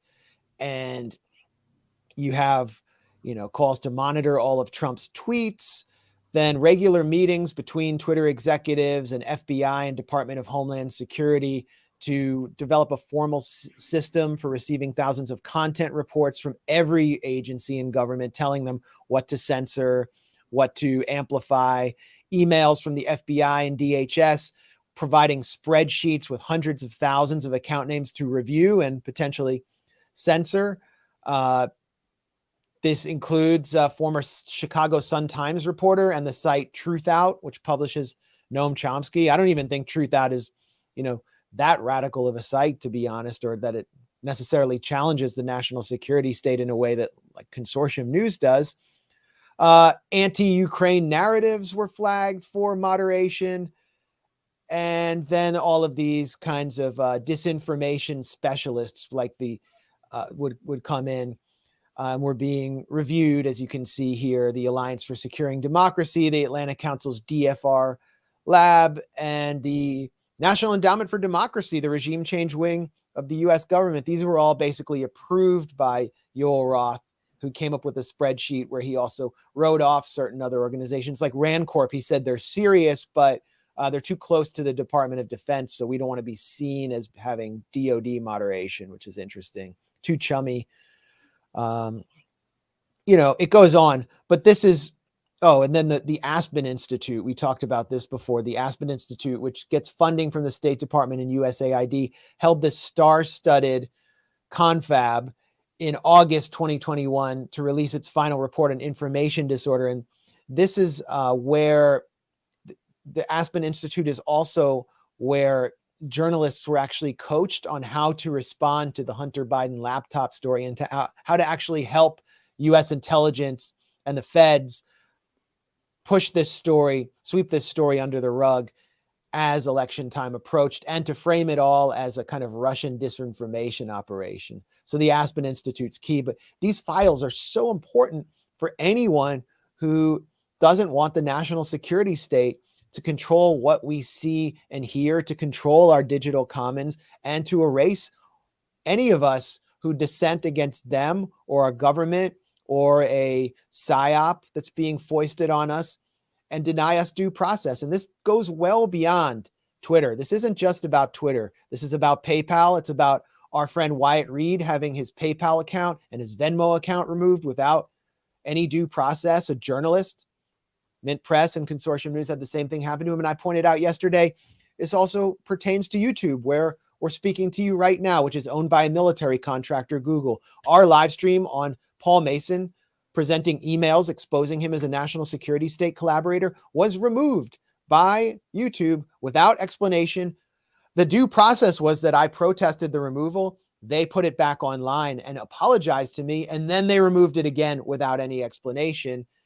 And you know who's behind that. You know what that's about. You know who's protecting him, and you know who's denying us the right to present true facts about someone who is operating as a journalist, trying to run for parliament and informing the public about what he's actually doing. That's the censorship industrial complex. That's what the Democrats were trying to silence, that, and they were attacking the messenger, attacking journalists in McCarthyite fashion. It really kind of like made me think my next book should be about the Democrats and what they've become, because this, as bad as the Democrats may have been, they've always been, you know, an imperial party, they had a wing of the party that was civil libertarian, that was truly liberal, and that also stood up against the national security state at certain times during Iran-Contra, BCCI, even during the first Gulf War and during the Iraq War. The speeches of Senator Teddy Kennedy about Abu Ghraib were seminal. That part of the Democratic Party is completely gone. It's done. The It's party totally of done. censorship. And it's replaced by people like the Squad who just virtue signal. And when it comes down to all these important issues fall into line, with the exception we have to acknowledge and give them credit for this week on the Syria vote, which we're going to get to. They did vote for a U.S. troop withdrawal, but in so many other issues, they're in lockstep with the national security state, and also they're not taking the lead in challenging the national security state. So, for example, even the Syria vote, that wasn't the initiative of Republicans. It wasn't progressives trying to do that. And by the way, the one time they have taken the initiative, when they called for diplomacy with Russia late last year, they retracted that after 24 hours. So in the rare moments where they do actually try to emulate the Democrats or some of the Democrats of old, they cave within 24 hours under neocon pressure. That is where we're at today. And before we get to our last segment about Syria, let me take a minute to ask everybody who's watching who hasn't yet to like the stream. Yeah. That apparently helps us reach more people. And it's great to see so many people tuned in. And this is please awesome. give us a like. This is awesome. They put the GZs in the chat. That is a good transition point for the next segment. Aaron, I don't know if you want to intro it, but it was a rare moment where the Congressional Progressive Caucus actually did something good related to foreign policy, something somewhat praiseworthy. Absolutely. Yeah. This week, there was a vote in Congress to call for a withdrawal of the U.S. military from Syria, where the U.S. is occupying 1/3 of Syria's territory, in the territory that happens to have Syria's oil and wheat. And this vote called for a withdrawal. It was spearheaded by Matt Gaetz, who's a Republican. But to their credit, the congressional progressives joined Gaetz in voting for this. But it suffered a pretty major defeat. The final tally was 103 in favor to 321 opposed. And in the process, though, there was a debate, and it was very enlightening. And we're going to play some of the clips from that. Some of the speakers who were supporting the U.S. military occupation of Syria said some very revealing things. And let's start with Ryan Zinke. He is he's a Republican Congress member from Montana. And this is what he said about why we need to stay in Syria. He was also Department of Interior under Trump. Oh, that's right. Yeah, that's right. Yeah. He's just kind of a resource extraction kind of guy. So I would say he'd be pretty happy about the Nordstream bombing. Anyway, here's Ryan Zinke. The hard truth is this: either we fight them in Syria or we'll fight them here. Either we fight and defeat them in Syria or we'll fight in the streets of our nation. And that's what was said about the Iraqi insurgents during the Iraq War. Yes. And then we heard that repeated by what was it, Adam Schiff? Yes. About what, Russia? They're going to fight the Russians there. Well, let's go. I'll go back up and we can see Schiff there. You see that? Shifty Schiff. Yeah. I always say, like, the greatest thing that Trump ever said was Adam shit. The United States aids Ukraine and her people so that we can fight Russia over there and we don't have to fight Russia here. The United States aids Ukraine and her people. One more time. So that we can fight Russia over there and we don't have to fight Russia here. I mean, how can any self-respecting person say that? But according to Schiff and Zinke, if we don't fuel a proxy war in Ukraine and we don't continue to occupy 1/3 of Syria and steal its oil and wheat, then we're going to be facing the Russians and ISIS here in the streets of our country. So hence why we have to continue these proxy wars and military occupations abroad. And as I said, at Rage Against the War Machine, if we don't fight the neocons over here, they're going to kill millions more over there. That's right. That is right. That's exactly right. That's our war. That's the real war. Exactly. So, and as I said yeah, too, by the way, as I said too, you know, referring to Adam Schiff's comment, I said, if you don't want Russia to fight Ukraine over there, don't use Ukraine to fight Russia from here, right? It's very simple. But Adam Schiff, in saying that, was celebrating the fact that we're using Ukraine for a proxy war to fight Russia. Hence why Russia fought back by invading. I mean, that when Schiff said that, that wasn't now. That was back in early 2020, when he was impeaching Trump for pausing weapons to Ukraine. Well, I'm confused about who we're fighting where. It's starting to feel like I'm in a Dr. Seuss book from here to there. But here's speaking of confused, listen to Gerald Nadler. Jerry Nadler from New York. We cannot withdraw our 900 troops now because of what was said about ISIS. But in addition to that, we are defending the Kurds against certain slaughter at the hands of the Peshmerga if we were to withdraw our troops. The Turks, as we know, are supporting the Peshmerga. In addition to which, if we were to withdraw our troops, that increases the worry that Israel has to have about Iran, and that increases the odds of a conflict between Israel and Iran, which is the last thing the Middle East needs or the world needs. We cannot. The Peshmerga, Shmeshmerga. Maybe it kind of sounds like Meshuggah. Yeah. So the Peshmerga, I think the Peshmerga he's referring to, I don't know exactly what he's talking about, because it is a very bizarre comment. But the Peshmerga, I believe he's referring to, are the Iraqi Kurds, right? And it's true that sometimes there have been a conflict among the Kurds, but the Peshmerga of Iraq are not threatening to slaughter the Peshmerga of Syria. I believe who he's referring to are the so-called moderate rebels who the U.S. supported, who people like Nadler supported, who are now basically just, you know, as you've written about, Max, are just total proxies of Turkey, and Turkey wants to unleash them to fight the Kurds, and they have already. He didn't know what he was. He means like the Mujahideen or whatever. That basically Turkey got all of the former FSA battalions that the CIA had previously backed, including many that were extremist. They got Arar al-Sham, which was Islamist, backed by Turkey, and they put them under the banner of the Turkish Free Syrian Army. Yeah. And that group proceeded to slaughter Kurds during a major incursion to create a kind of buffer zone between Turkey and Syria. And everyone freaked out. You know, Washington was like, oh, our Kurdish allies are being killed. But no one said they're being killed by the guys that you armed, that you wanted to take over all of Syria. Exactly. So you're all just a bunch of hypocrites. Yeah. You're the worst fake experts ever.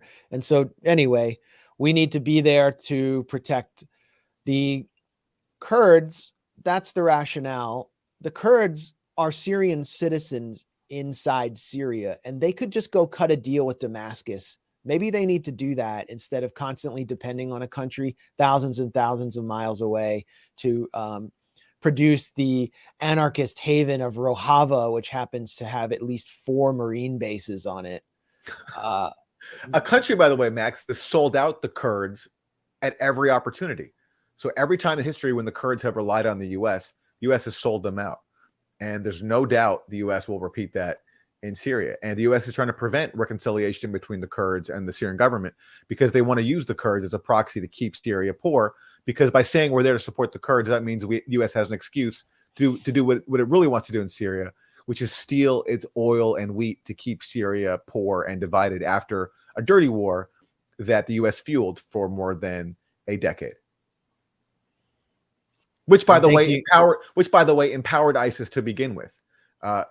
So in claiming now that we're there to fight ISIS, the U.S. empowered ISIS by, first of all, invading Iraq, which created ISIS, and then sitting back as ISIS went into Syria. And as John Kerry explained in that leaked message that we've played many times, because John Kerry explained it best, the U.S. was sitting back and watching as ISIS was approaching Damascus, because in the mind of the U.S., as Kerry explained, the U.S. thought that they could use ISIS's advance on Damascus as leverage to force Assad from power. Because, as Kerry explained, that we thought Assad would negotiate if he was threatened by ISIS overthrowing him, and that the U.S. could use that as a tool to install someone who the U.S. backed in Assad's place. But then he said, unfortunately, those dastardly Russians came in because he said, because they didn't want an ISIS government. So that's why Russia intervened in Syria and foiled U.S. plans. And now the U.S. claimed that they're actually in Syria to fight ISIS, the same ISIS that they let grow in Syria. And by the way, they're not even fighting ISIS. And the Pentagon's own reports have debunked this, which I've written about.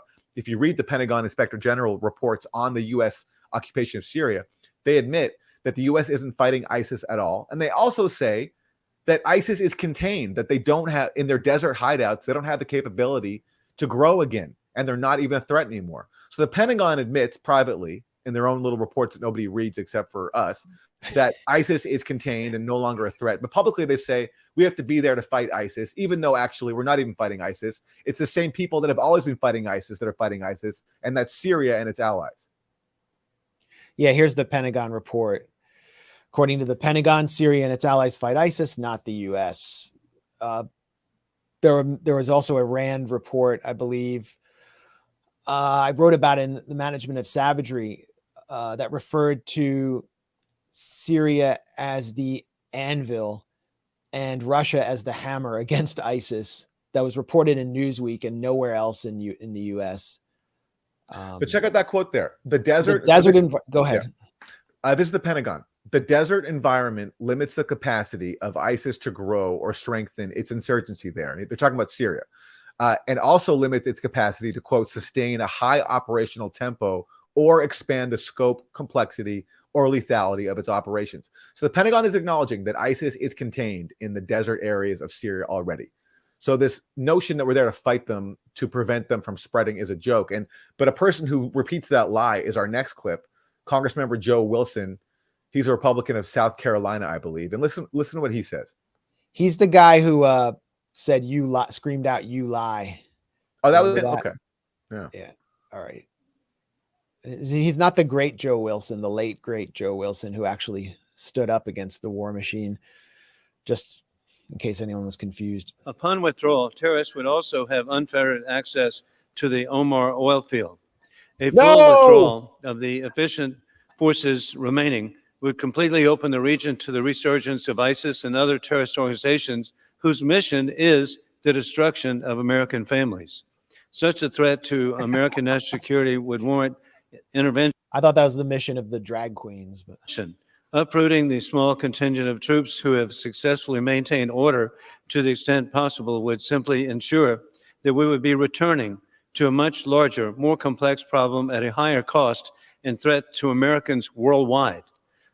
The resolution, we know, is well intended, but deterrence is cheaper and more effective than facilitating a full-scale response after the fact. We don't need to repeat 9/11. Peace is best maintained through strength. I yield back.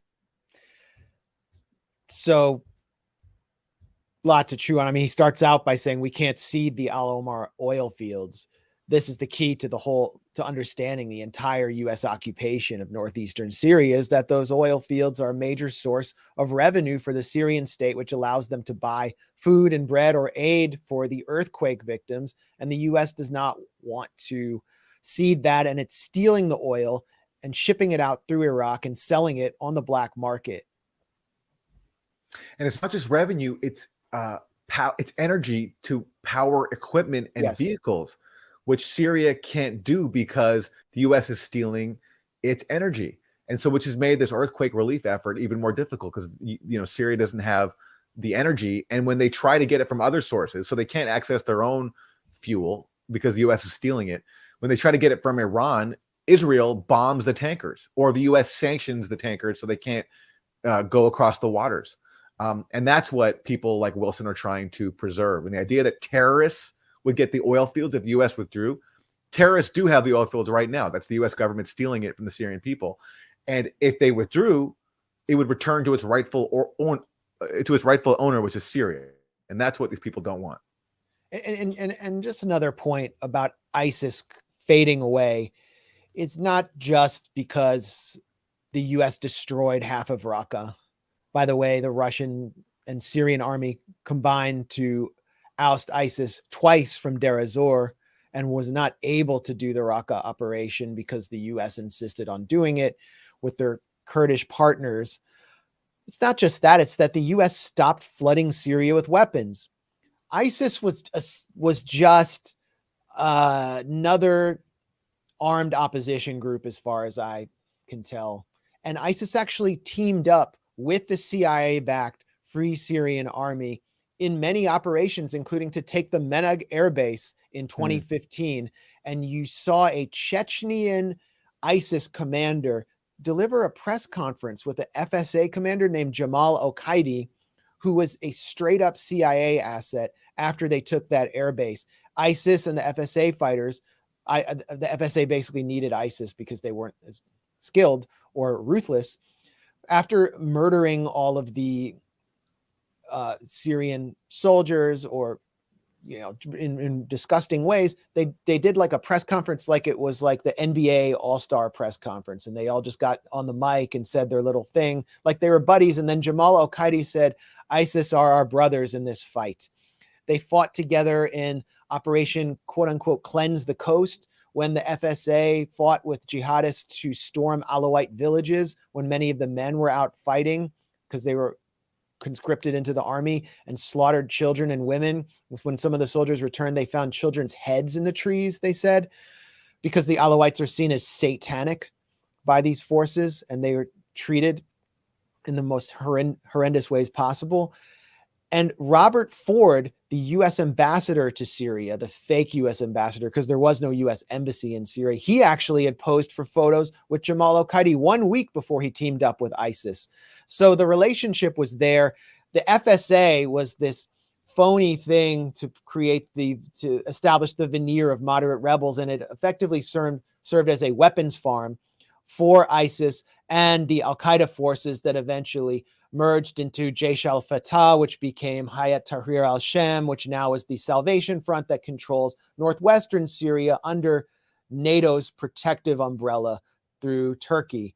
So ISIS doesn't pose a threat anymore because the U.S. stopped fueling it. And I totally believe that the U.S. effectively created ISIS, as was warned by the Defense Intelligence Agency in its 2013 classified bulletin, which later appeared, which warned that a Salafist principality would appear in northeastern Syria if the U.S. continued to arm the FSA. And that's precisely what happened. So all these members of Congress, all of them supported that. All of them supported the CIA black budget. They were on the House Appropriations Committee supporting arming the rebels, all of them except Tulsi Gabbard and like 12 co-sponsors when she called to stop arming them. So they all supported ISIS. These are the people responsible for ISIS. And, Robert Ford, the former U.S. ambassador, who I've interviewed before on Pushback, very nice guy, very pleasant, personable, who is now calling for a withdrawal of U.S. forces, to his credit. But also, I don't think he's still accounted for his record when he was the ambassador, which included, I think, Max, you're referring to the massacres that happened in Latakia. Like, is that what the cleanse the coast was? Around in the towns outside Latakia, there were, yes. So after that happens, right? So the U.S.-backed Supreme Military Council takes part in that, collaborating with al-Nusra, Al-Qaeda, and ISIS, right? That's in August 2013. And months after that, Robert Ford went before Congress, and he's describing the Supreme Military Council, which is the U.S.-backed like rebel coalition, and the people who've just collaborated with Nusra and ISIS to slaughter Alawites in Latakia.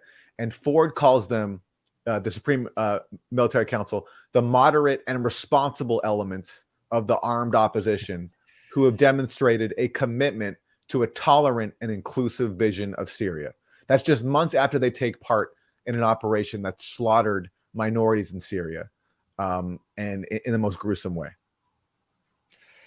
Yeah, and as we all know, Mark Milley visited Syria right before the House vote CENTCOM commander, Yeah. General Milley.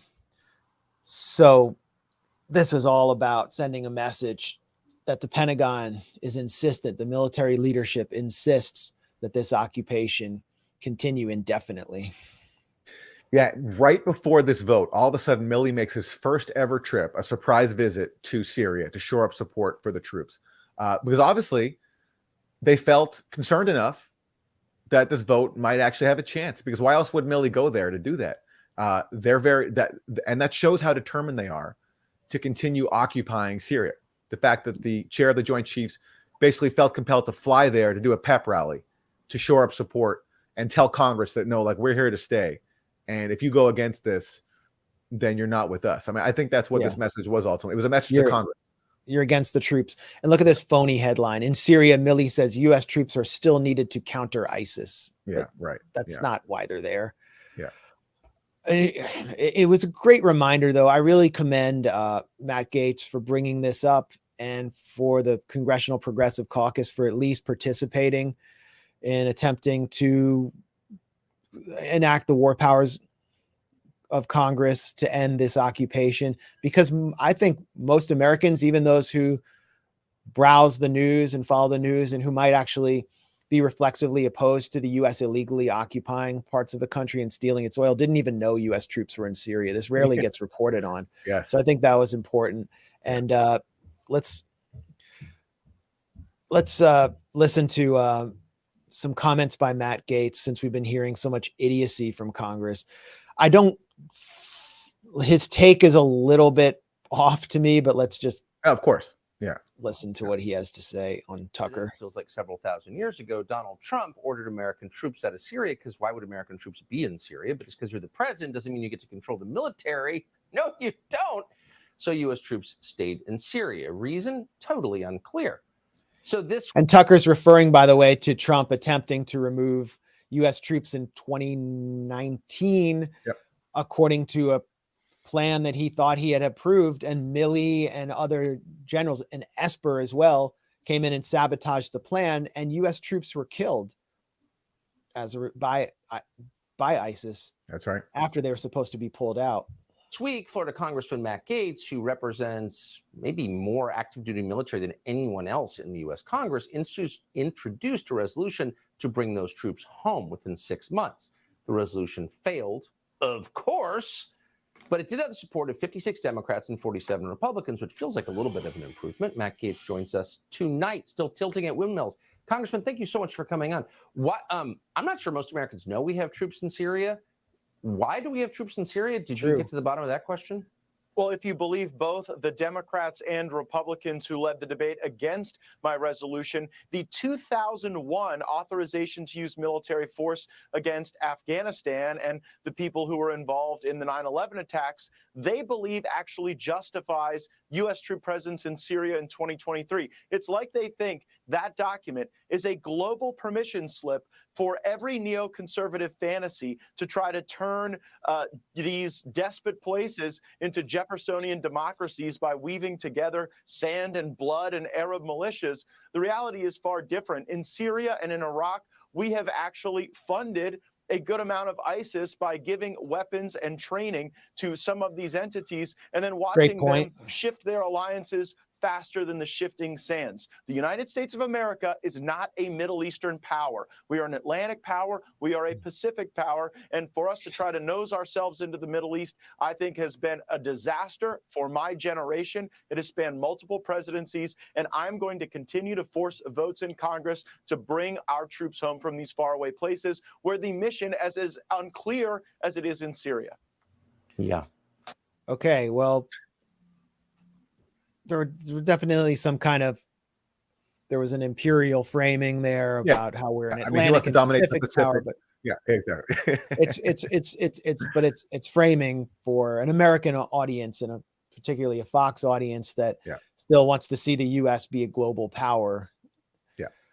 Matt Gaetz, he's not the messenger that we would probably choose, but he's the messenger that we have right now, leading this fight for whatever reason.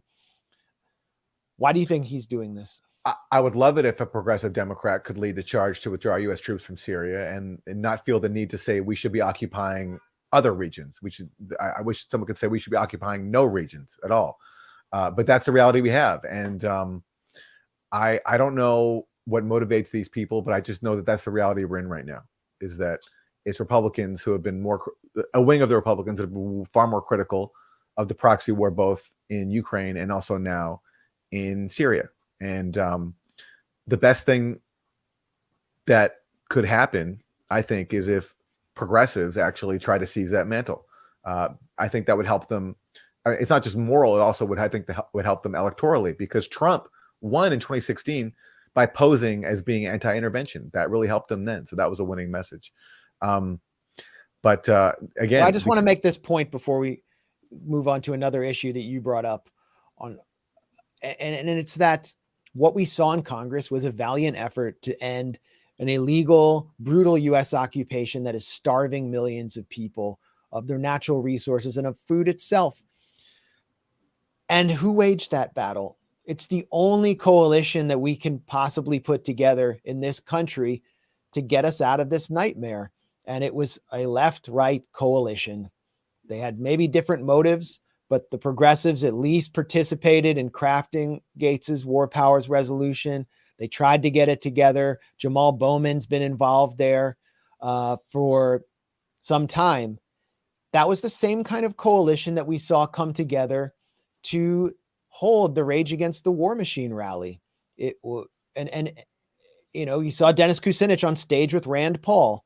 Yeah, those members of Congress have worked together over the years against the Patriot Act. They worked together against the Iraq War. They worked together against the bailout of the banks, the bailing out of the Goldman Sachs vampire squid banks and AIG. And they were the ones doing that.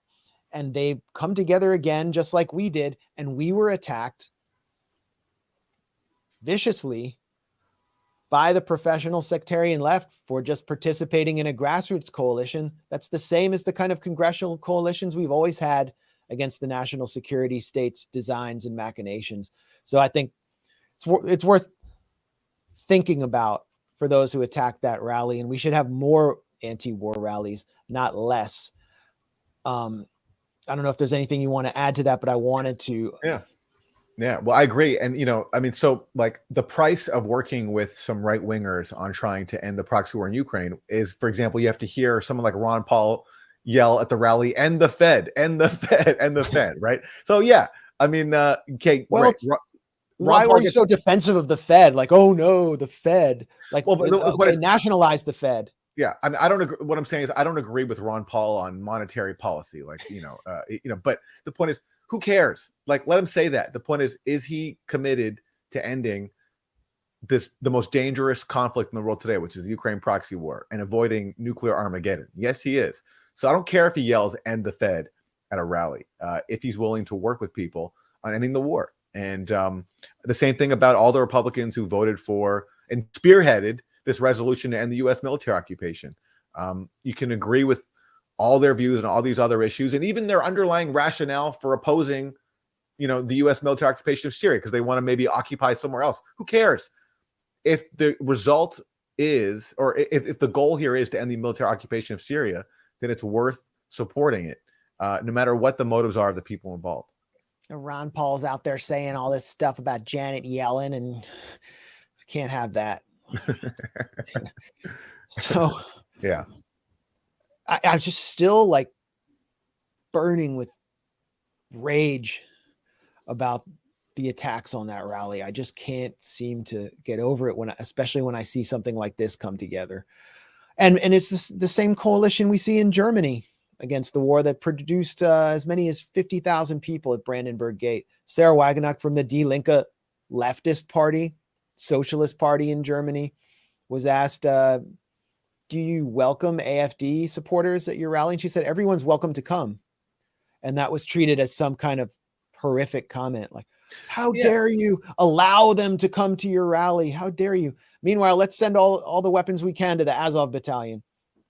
And by the way, I mean, did any of the people who attacked you for trying to, organize a rally with people on the right, did any of them attack the squad and the Congressional Progressive Caucus for voting with the Republicans on this bill to end the war in Syria? No, they didn't, right? And they shouldn't, because it's a good measure. So why? But I guess my question is, why go after activists trying to organize a rally for working with the right,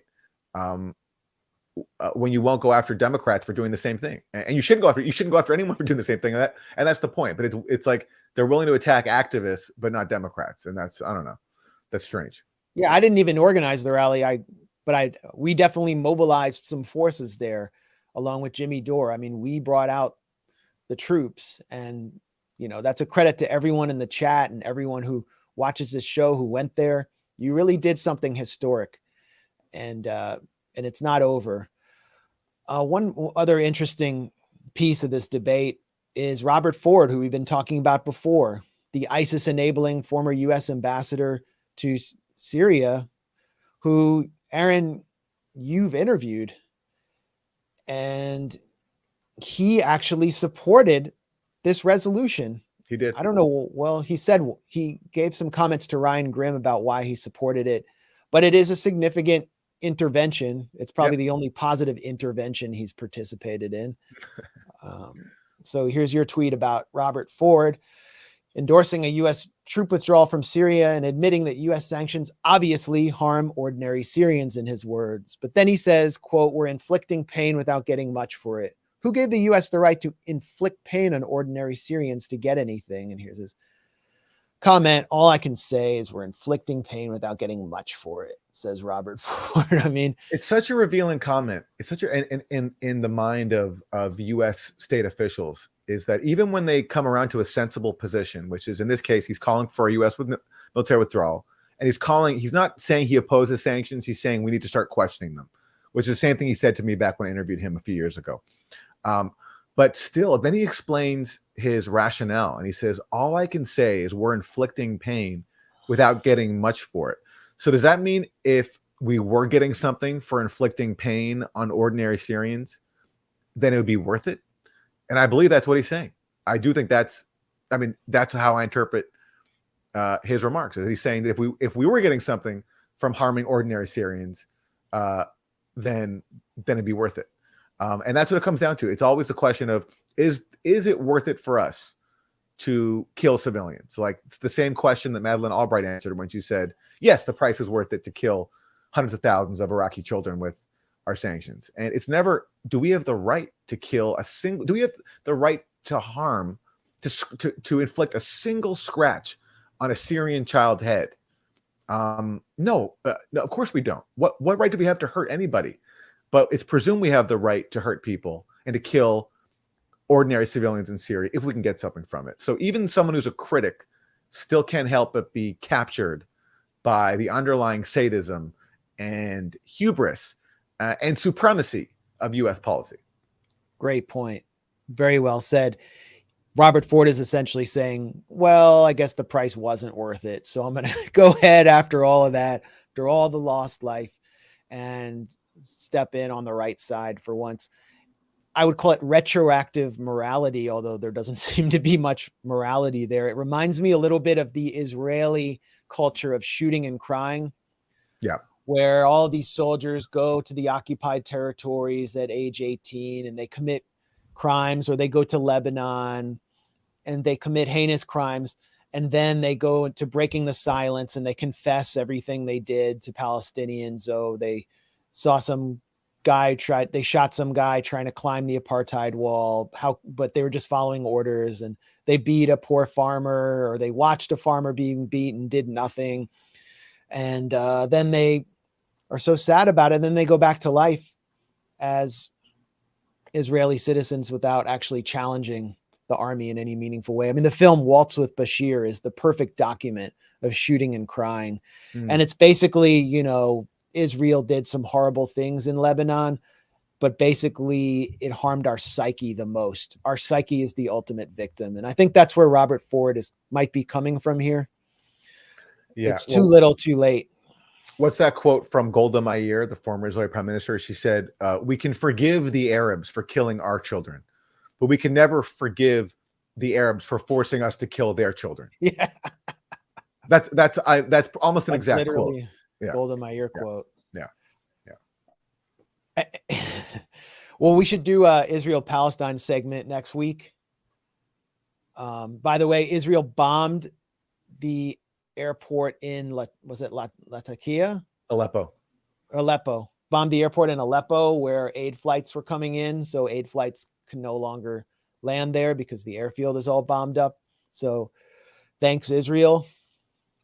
Israel's constantly bombing Syria. We never hear anything about that or the violations of Syrian sovereignty by the U.S. military. For all of you waving Ukrainian flags in front of your house, you're using those flags to blind you from the reality that's right in front of you. But we're going to keep bringing you that reality here at the Grayzone. Aaron, I don't know if there's anything else you want to add. I'm really looking forward to the outcome of your latest OPCW investigation. I think there's no one would even know what the OPCW was if you didn't exist. Well, listen, I mean, RIP Robert Fisk, who wrote some great articles on this before he passed. And, he covered the OPCW leaks. But yes, the story fundamentally is a murder. Like before you get to the cover up at the OPCW, and that's what, I spent a lot of time on because the leaks talk about a cover up. But at its core, the story is a murder. Somebody killed those 43 plus victims in Duma. And we all saw the images. And those images were used to justify bombing Syria. After those images were used to accuse Syria of a chemical attack. But we know from the evidence from the OPCW, this wasn't a chemical attack, which raises the question, what did kill those people?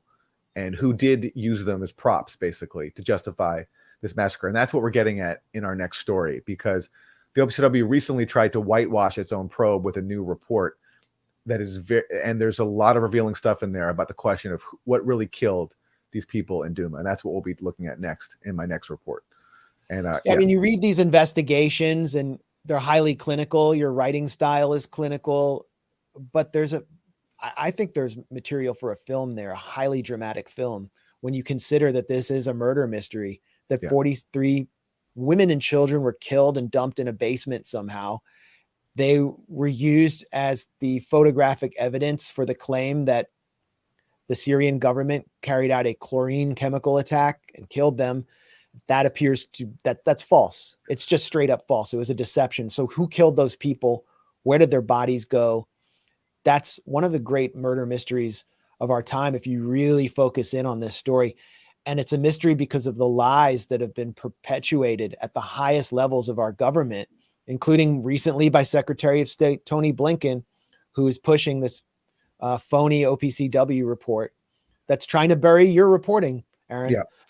And Max, just to give a bit more of a preview into my next story, a major problem for all the people who've tried to cover up the OPCW cover up is the appearance in the images of the Duma victims of foaming, this profuse foaming. And foaming is a symptom of nerve agents like sarin. But it's not of chlorine gas. But the problem was, from the point of view of the people covering up this massacre, this crime, there was no trace at all of nerve agents. And if there's nerve agents used, you can pick it up. But the OPCW got on the ground and did chemical analysis, and there was no trace of sarin or any other nerve agent. And that's why they shifted to the narrative that this was actually chlorine gas. But the problem is chlorine gas, and this is the issue that was flagged by German toxicologists early on in the Duma probe, and this got censored. But these German toxicologists consulted by the OPCW said this could not have been a chlorine gas attack because those symptoms of rapid foaming are completely incompatible with chlorine gas. It's scientifically impossible. And to date, as we've reported at the Grayzone, there is no expert in the world who's been willing to come out and say that the foaming seen in Duma is consistent with chlorine gas. And that's the problem that the OPCW faces. How do you explain that profuse foaming that appeared in those victims? And they still can't. And we'll show how in my next story. Looking forward to it. We got a lot of good stuff coming up. We also have some coverage of the Georgian color revolution attempt from Kit Clarenberg. I think that's in the pipeline. So stay with us at thegrayzone.com. That's GRAY zone. A lot of people misspell it. If you're in New York or LA, we're on Pacifica Radio, 90.7 KPFK LA every Tuesday at 5 p.m. And I think it's 99.5 in New York every Sunday at 6 p.m. And that's the Grayzone show. It will contain highlights from this and other interviews. You can check out my podcast. Just search Max Blumenthal on Spotify or Anchor FM. And Aaron's pretty much always on screen somewhere. Jimmy Dore, Useful Idiots. Like I say, he's on TV more than Wolf Blitzer, who's just like this kind of ubiquitous presence. But I'm not a former APAC lobbyist like no, yeah. no, who debated Norm Finkelstein. All right. Well, that's all. Thanks, Aaron. Thanks everyone for joining us. Thanks for all the super chats. Thanks, Beelzebub, for that very generous super chat. So I'm basically thanking Satan. All right. Stay and join us next week. I'm Max Blumenthal. I'm reclaiming my time. Peace. Peace, everybody.